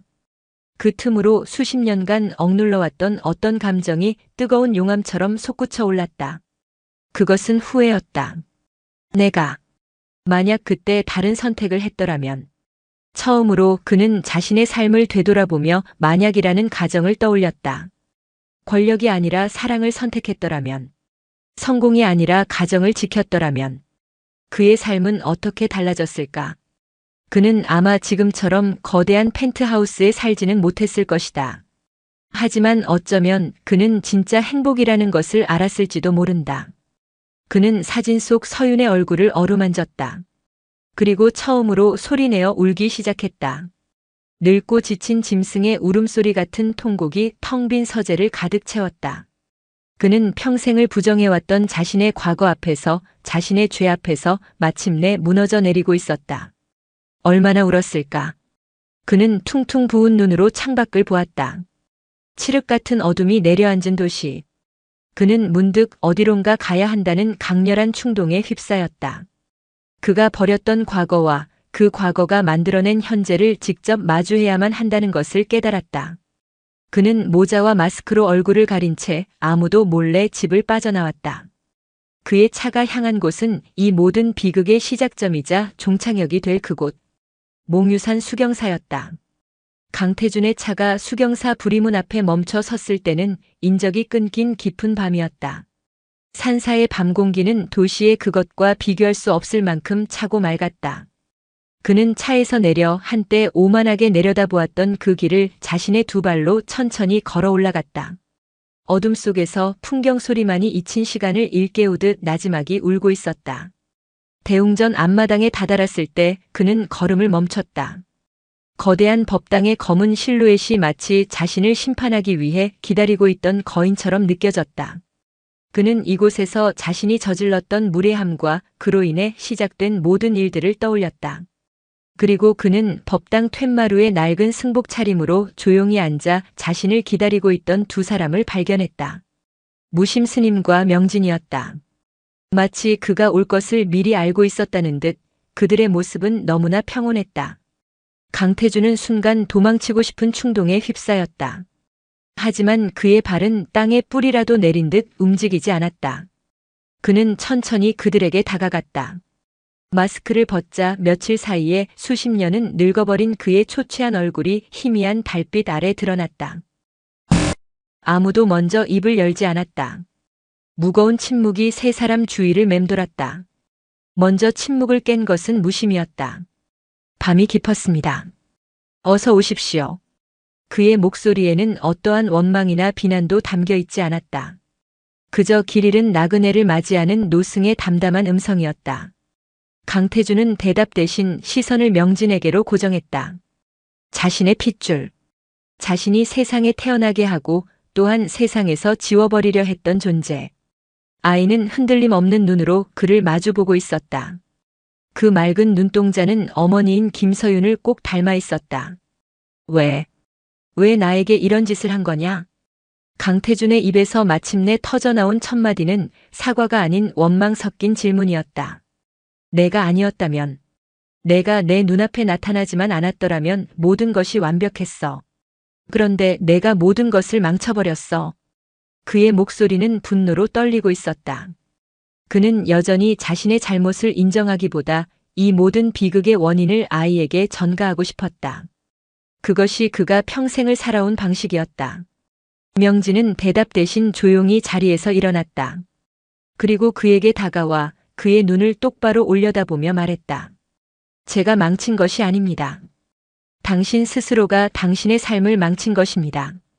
아이의 목소리는 어른의 그것보다 더한 무게를 담고 있었다. 당신은 평생을 두려움 속에서 살아오셨습니다. 가난이 두려웠고 무시당하는 것이 두려웠고 과거의 그림자가 당신의 발목을 잡을까봐 두려웠습니다. 그 두려움이 당신의 눈을 멀게 했고 당신의 귀를 막았으며 당신의 마음을 돌처럼 굳게 만들었습니다. 내가 뭘 안다고 짓거리는 거냐? 압니다. 명진은 그의 말을 단호하게 끊었다. 어머니의 편지를 통해 당신의 삶을 보았습니다.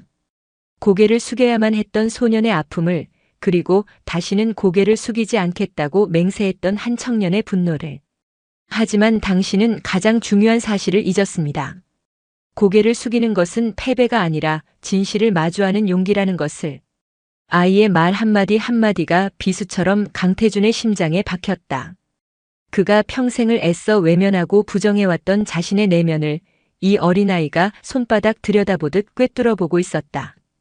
그는 무너져 내렸다. 육중한 몸이 힘없이 스르르 주저앉았다. 그는 마침내 아이의 눈앞에 무릎을 꿇었다. 내가 잘못했다. 그의 입에서 터져나온 것은 울음 섞인 고백이었다.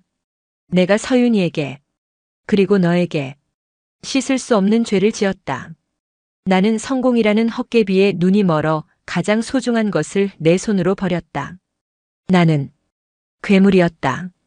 그는 어린아이처럼 오열했다. 평생을 짓누르던 오만이라는 갑옷이 벗겨져 나가고 그 안에 숨어있던 상처투성이의 나약한 영혼이 비로소 제 모습을 드러내는 순간이었다. 그는 텅 빈 옥좌에 앉아있던 고독한 왕이었다. 이제 그 옥좌가 무너져 내리고 그는 비로소 땅에 발을 딛게 된 것이다. 명진은 말없이 무릎 꿇은 그의 앞에 다가섰다. 그리고 작은 손을 뻗어 그의 어깨를 가만히 감싸 안았다. 아이는 아무 말도 하지 않았다. 용서한다는 말도 괜찮다는 위로도 없었다. 그저 한 인간의 고통을 온몸으로 함께 느끼고 있을 뿐이었다. 그 따뜻한 온기에 강태준은 더욱 서럽게 울었다. 그는 어쩌면 평생 이 순간을 기다려왔는지도 모른다. 누군가 자신의 상처를 알아봐주고 아무런 대가 없이 그저 안아주기를. 한참의 시간이 흐르고 강태준의 울음이 잦아들었을 때 곁을 지키고 있던 무심 스님이 조용히 입을 열었다. 이제 그만 일어나시지요. 밤이슬이 찹니다. 강태준은 퉁퉁 부은 눈으로 무심을 바라보았다. 나는 이제 어떻게 해야 합니까? 그의 목소리는 모든 것을 잃어버린 자의 공허한 질문이었다. 엎질러진 물은 다시 담을 수 없습니다. 허나 더러워진 그릇은 깨끗이 닦을 수 있지요. 당신의 남은 생이 그 그릇을 닦는 시간이 되어야 할 것입니다. 무심히 담담하게 말했다. 권력의 자리에서 내려와 당신이 버렸던 이들의 이름과 당신이 외면했던 이들의 고통을 기억하며 이름 없는 중생으로 살아가십시오. 그것이 당신이 지은 업보를 조금이나마 씻어낼 수 있는 유일한 길입니다. 강태준은 아무 말도 하지 못했다. 그는 그저 고개를 숙인 채 명진의 작은 손을 부여잡고 있었다. 그 순간 그는 깨달았다. 자신이 평생을 오르고자 했던 그 높은 곳은 사실 아무것도 없는 텅 빈 공간이었음을. 진정한 평온과 구원은 가장 낮은 곳에 자신이 버리고 왔던 바로 그곳에 있었음을. 그날 밤 강태준은 대웅전의 차가운 마룻바닥에서 하룻밤을 보냈다. 그는 잠을 이루지 못하고 어둠 속에서 거대한 불상을 하염없이 바라보았다. 불상은 여전히 자비로운 미소를 띤 채 그를 내려다보고 있었다. 마치 이제야 돌아왔구나, 어리석은 아들아라고 말하는 듯 했다. 동이 틀 무렵 그는 누구에게도 알리지 않고 조용히 산사를 떠났다. 그의 뒷모습은 더 이상 오만한 정치인의 것이 아니었다. 모든 것을 잃고 비로소 자기 자신을 찾아가는 한 순례자의 모습이었다. 강태준의 잠적은 대한민국을 다시 한번 뒤흔들었다. 그는 다음 날 새벽 변호인을 통해 정계 은퇴를 포함한 모든 공직 사퇴 의사를 밝혔고 그 이후로는 그 누구도 그의 행방을 알지 못했다. 대한민국에서 가장 높은 곳을 향해 달리던 거물 정치인은 마치 신기루처럼 하룻밤 사이에 사라져버렸다. 세상은 그가 없는 빈자리를 채우기 위해 분주하게 움직였다. 그의 몰락으로 공석이 된 권력의 자리를 차지하기 위한 새로운 싸움이 시작되었고, 언론은 한동안 그의 비극적인 가족사를 가십처럼 소비하다가 이내 새로운 자극적인 이슈를 찾아 떠나갔다. 대중의 분노와 연민 또한 휘발성 강한 감정이었다. 사람들은 곧 강태준이라는 이름을 잊기 시작했다. 마치 격렬한 폭풍우가 지나간 뒤 언제 그랬냐는 듯 고요해지는 수면처럼. 하지만 모든 것이 예전으로 돌아간 것은 아니었다. 폭풍은 땅의 모양을 바꾸고 새로운 씨앗을 싹트게 하는 법이다. 최서연 기자는 이 사건을 통해 일약 스타덤에 올랐다. 그녀의 기사는 올해의 기자상을 비롯한 모든 언론상을 휩쓸었고, 거대 언론사들로부터 파격적인 조건의 스카우트 제의가 쏟아졌다. 하지만 그녀는 모든 제안을 거절하고 자신이 몸담고 있는 작고 힘없는 인터넷 매체에 남기로 결정했다. 그녀는 깨달았다. 진실을 말하는 힘은 거대한 조직의 이름값이 아니라 흔들리지 않는 양심에서 나온다는 것을. 그녀는 더 이상 특종을 좇지 않았다. 대신 세상의 가장 낮은 곳, 아무도 주목하지 않는 곳에 목소리를 담아내는 기자가 되기로 결심했다. 그것이 명진과 무심 스님이 그녀에게 가르쳐준 진정한 언론의 길이었다. 수경사에도 변화의 바람이 불었다. 강태준의 몰락과 함께 몽유산 개발 계획은 완전히 폐기되었고, 끊겼던 정부 지원금도 복구되었다. 무엇보다 사찰을 바라보는 세상의 시선이 달라졌다. 사람들은 더 이상 단순한 관광이나 기복을 위해 수경사를 찾지 않았다. 그들은 진실의 힘이 어떻게 거대한 위선을 무너뜨렸는지, 한 아이의 자비심이 어떻게 한 인간을 구원했는지를 직접 보고 느끼기 위해 산을 올랐다. 신도의 수는 예전보다 더 늘었지만 사찰은 조금도 소란스러워지지 않았다. 방문객들은 모두 불의문 앞에서 스스로 옷깃을 여미고 경건한 마음으로 부처님 앞에 고개를 숙였다. 가장 큰 변화는 사찰 내부에 있었다. 그날 이후 원주 스님 지연은 며칠 동안 자신의 방에서 두문불출했다. 그리고 칩거를 끝내고 나온 날 그는 대중이 모두 모인 공양 시간에 묵묵히 명진의 앞으로 다가갔다. 그리고는 모두가 보는 앞에서 아이를 향해 깊이 허리를 숙여 절을 올렸다. 내가 어리석었다, 명진아. 내 눈은 썩어가는 절의 기와장만 보았을 뿐 그 안에 깃든 부처님의 마음을 보지 못했다. 너의 지혜와 용기가 이 늙은 중생의 무지를 깨우쳐 주었구나. 부디 나를 용서해다오. 그의 눈에는 뜨거운 참회의 눈물이 흐르고 있었다. 명진은 조용히 그를 일으켜 세웠다. 스님, 용서를 구할 사람은 스님이 아니라 저입니다. 저의 미숙함이 사찰 전체를 위기에 빠뜨리고 스님들의 마음에 근심을 안겨드렸습니다. 두 사람은 서로를 부축하며 한참 동안 말을 잇지 못했다. 그 모습을 지켜보던 모든 스님들의 눈시울도 뜨거워졌다. 분열과 불신의 그림자는 사라지고 그 자리에는 서로의 허물을 보듬고 이해하는 진정한 화합의 기운이 감돌았다. 수경사는 외부의 시련을 통해 오히려 더욱 단단하고 깊어진 수행 공동체로 거듭난 것이다. 시간이 흘러 가을이 깊어졌다. 몽유산의 단풍이 절정으로 치닫던 어느 날 최서연이 홀로 수경사를 찾았다. 그녀는 더 이상 취재를 위한 것이 아닌 그저 한 사람의 불자로서 조용히 산사를 거닐고 싶었다. 대웅전 앞에서 합장 기도를 올린 그녀는 마당 한쪽에서 국화꽃을 가꾸고 있는 명진을 발견했다. 몇 달 사이에 아이는 훌쩍 키가 자라 있었다. 명진아. 그녀가 부르자 명진이 고개를 돌리며 맑게 웃었다. 기자님, 오랜만입니다. 가을 국화향이 참 좋지요? 그러게. 이제 널 보면 동자승이 아니라 청년 스님이라고 불러야 할 것 같네. 두 사람은 나란히 툇마루에 앉았다. 한동안 말없이 흐르는 구름과 바람 소리를 들었다. 그 사람. 강태준 씨 소식은 혹시 들은 것이니? 최서연이 조심스럽게 물었다. 세상은 그를 잊었지만 그녀는 가끔 그의 마지막을 생각하곤 했다.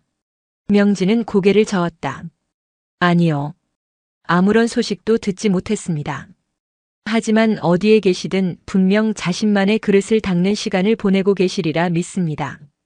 아이의 목소리에는 원망의 그림자가 조금도 남아있지 않았다. 그저 멀리 떠난 길손의 안녕을 비는 듯한 평온함만이 느껴졌다. 넌 그가 밉지 않니? 너와 내 어머니의 인생을 송두리째 앗아간 사람이잖아. 미워하면 제가 그분과 같아지는 것이지요.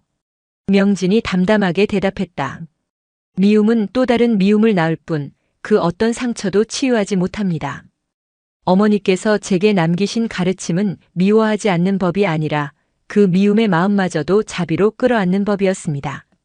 저는 아직 그 가르침을 다 배우지 못한 미숙한 수행자일 뿐입니다. 최서연은 더 이상 아무 말도 할 수 없었다. 그녀는 눈앞의 작은 거인 앞에서 자신이 얼마나 세속적인 잣대로 세상을 보고 있었는지를 깨달았다. 그녀는 품속에서 작은 선물을 꺼내 명진에게 건넸다.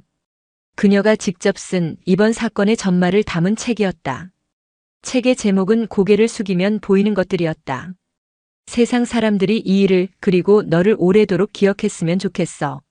명진은 책을 받아들고 그녀를 향해 깊이 합장했다. 그것은 감사와 존경의 표시였다. 해가 뉘엿뉘엿 서산으로 넘어가고 수경사의 저녁 종소리가 산 전체에 은은하게 울려 퍼졌다. 폭풍은 지나갔고 모든 것은 제자리를 찾은 듯 보였다. 하지만 아무도 몰랐다.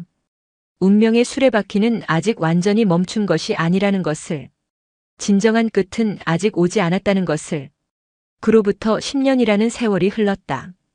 강산이 변한다는 시간. 몽유산의 풍경은 예전과 크게 다르지 않았지만 그 안의 사람들은 세월의 나이테를 고스란히 새기고 있었다. 무심 스님은 이제 지팡이 없이는 거동이 힘들 정도로 늙었고 한때 혈기왕성했던 지연 스님은 인자한 미소를 지닌 노스님이 되어 사찰의 살림을 묵묵히 꾸려가고 있었다. 그리고 명진은 이제 명진 스님이라 불리는 의젓한 청년이 되어 있었다.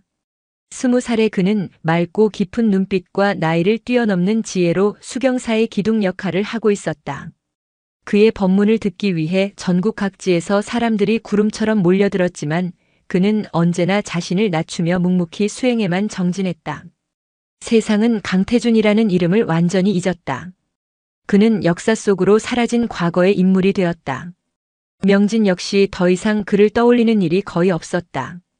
그는 아버지라는 이름의 그림자에서 완전히 벗어나 오롯이 한 사람의 수행자로 살아가고 있었다. 그러던 어느 늦가을 오후 명진에게 작은 소포 하나가 배달되었다. 발신인의 이름도 주소도 적혀 있지 않은 낡은 소포였다. 갸우뚱하며 포장을 뜯은 그의 눈에 들어온 것은 손때 묻은 낡은 노트 몇 권과 투박한 오동나무 상자 하나였다. 호기심에 노트를 펼친 명진은 첫 장을 읽는 순간 숨을 멈췄다. 그것은 강태준의 필체였다. 지난 10년간 그가 세상과 단절된 채 살아오며 써내려간 그의 마지막 기록이었다. 그것은 일기이자 고백록이었으며 아들에게 차마 붙이지 못한 긴 편지였다. 페이지를 넘길수록 강태준의 고통스러운 자기 성찰의 여정이 눈앞에 생생하게 펼쳐졌다. 그는 수경사를 떠난 후 자신의 모든 재산을 익명으로 사회에 환원하고 신분을 숨긴 채 전국을 떠돌았다. 공사판의 막노동꾼으로 외딴 섬의 등대지기로 시골 장터의 짐꾼으로 그는 세상의 가장 낮은 곳에서 자신의 몸을 고되게 부딪히며 살아갔다. 그는 평생 처음으로 땀 흘려번 돈의 가치를 알게 되었고 이름 없는 사람들의 소박한 친절에 눈물 흘렸으며 밤하늘의 별을 보며 자신의 어리석었던 욕망을 참회했다. 노트에는 그가 만났던 사람들의 이야기, 그가 느꼈던 단상들, 그리고 잊고 있던 과거의 기억들이 두서없이 적혀 있었다. 오늘 공사장에서 함께 일하던 박 씨가 땀의 전돈으로 빵을 사와 내게 건넸다. 아무런 대가도 바라지 않는 그저 동료를 향한 순수한 마음이었다. 나는 평생을 이해 타산 속에서 살아왔다. 이런 따뜻함을 받아본 것이 얼마 만인지 기억조차 나지 않는다. 눈물이 났다. 나는 그에게 고개를 숙여 감사하다고 말했다. 진심으로 고개를 숙이니 세상이 다르게 보였다. 밤바다의 등대 불빛을 보고 있자니 서윤의 얼굴이 떠올랐다. 그녀는 내 인생의 유일한 등대였다. 하지만 나는 스스로 그 등대를 꺼버렸다. 어둠 속을 헤매는 것은 나의 업보다. 그리고 노트의 마지막 부분은 온통 명진에 대한 이야기로 채워져 있었다. 아들아, 이 글을 내가 읽게 될지는 모르겠다. 나는 너에게 아비로서 해준 것이 아무것도 없구나. 오히려 너의 삶에 지울 수 없는 상처만을 남겼다. 나는 너에게 용서를 구할 자격조차 없는 놈이다. 하지만 이것 하나만은 알아주길 바란다. 내가 세상의 가장 밑바닥에서 숨 쉬며 살아갈 수 있었던 유일한 이유는 바로 너였다. 너라는 존재가 이 죄 많은 아비에게 남겨진 유일한 희망이자 속죄의 이유였다. 언젠가 신문에서 내가 훌륭한 스님이 되었다는 소식을 훔쳐보았다. 가슴이 미어지는 것 같았지만 한편으로는 감사했다. 나 같은 놈의 핏줄이 아니라 부처님의 아들로 자라주어서 참으로 고맙다. 부디 나처럼 살지 마라. 부디 행복하여라. 명진은 떨리는 손으로 마지막 장을 덮었다. 그의 뺨 위로 뜨거운 눈물이 흘러내렸다. 그것은 원망도 슬픔도 아닌 한 인간의 처절했던 삶에 대한 깊은 연민의 눈물이었다.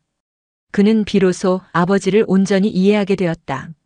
눈물을 닦은 그는 조심스럽게 오동나무 상자를 열었다. 그 안에는 곱게 한지에 쌓인 한 줌의 뼈가루가 들어있었다. 유골이었다. 그리고 유골 위에는 낯선 사람의 필체로 쓰인 짧은 편지 한 장이 놓여 있었다. 명진 스님께. 저는 고 강태준 씨와 마지막 몇 년을 공사판에서 함께 일했던 사람입니다. 그는 자신의 과거에 대해 한 번도 말한 적이 없지만 저는 그가 평범한 사람이 아니라는 것을 알고 있었습니다. 그는 늘 외로워 보였지만 마음만은 참 따뜻한 분이었습니다. 그가 세상을 떠나기 전 제게 이 상자를 건네며 마지막 부탁을 했습니다. 자신의 아들이 있는 몽유산에 이 유골을 전해달라고. 절에 모셔달라는 것이 아니었습니다. 그저 아들이 숨쉬는 산의 어느 한쪽에 조용히 흩뿌려달라고 했습니다.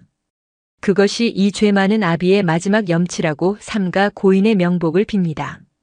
명진은 상자를 끌어안고 한참 동안 움직이지 않았다. 아버지는 가장 비참한 방식으로 그러나 가장 진실한 모습으로 10년 만에 아들에게 돌아온 것이다. 다음 날 새벽 명진은 유골이 담긴 오동나무 상자를 들고 조용히 방을 나섰다. 밖은 아직 어둠이 채 가시지 않은 여명이었다. 그의 방문 앞에는 늙은 무심 스님이 지팡이에 몸을 의지한 채 그를 기다리고 있었다. 마치 명진의 마음을 모두 꿰뚫어 보고 있다는 듯이. 함께 가주마. 무심은 아무것도 묻지 않았다. 명진 역시 아무 말도 하지 않았다. 두 사람은 말없이 산을 오르기 시작했다. 10년 전 명진이 처음 왔을 때와는 반대로 이제는 젊은 명진이 늙은 스승의 느린 걸음을 맞추며 앞길을 밝혔다. 그들이 오른 곳은 몽유산의 정상 부근 수경사 전체가 한눈에 내려다 보이는 작은 암자터였다. 햇살이 가장 먼저 와닿고 바람이 가장 자유롭게 머무는 곳. 명진은 아버지의 마지막 기록에 적혀있던 어머니 김서윤이 가장 좋아했던 장소가 바로 이곳임을 기억해냈다. 명진은 거창한 의식을 치르지 않았다. 그는 그저 조용히 상자를 열고 하얀 뼈가루를 두 손에 담았다. 그리고 떠오르는 아침 햇살을 향해 바람의 길 위로 그것을 조용히 날려보냈다. 한 줌의 재는 잠시 공중에 흩어지는가 싶더니 이내 산의 아침 안개 속으로 이름 모를 풀잎의 이슬 속으로 그리고 이 산을 이루는 모든 생명 속으로 스며들어갔다.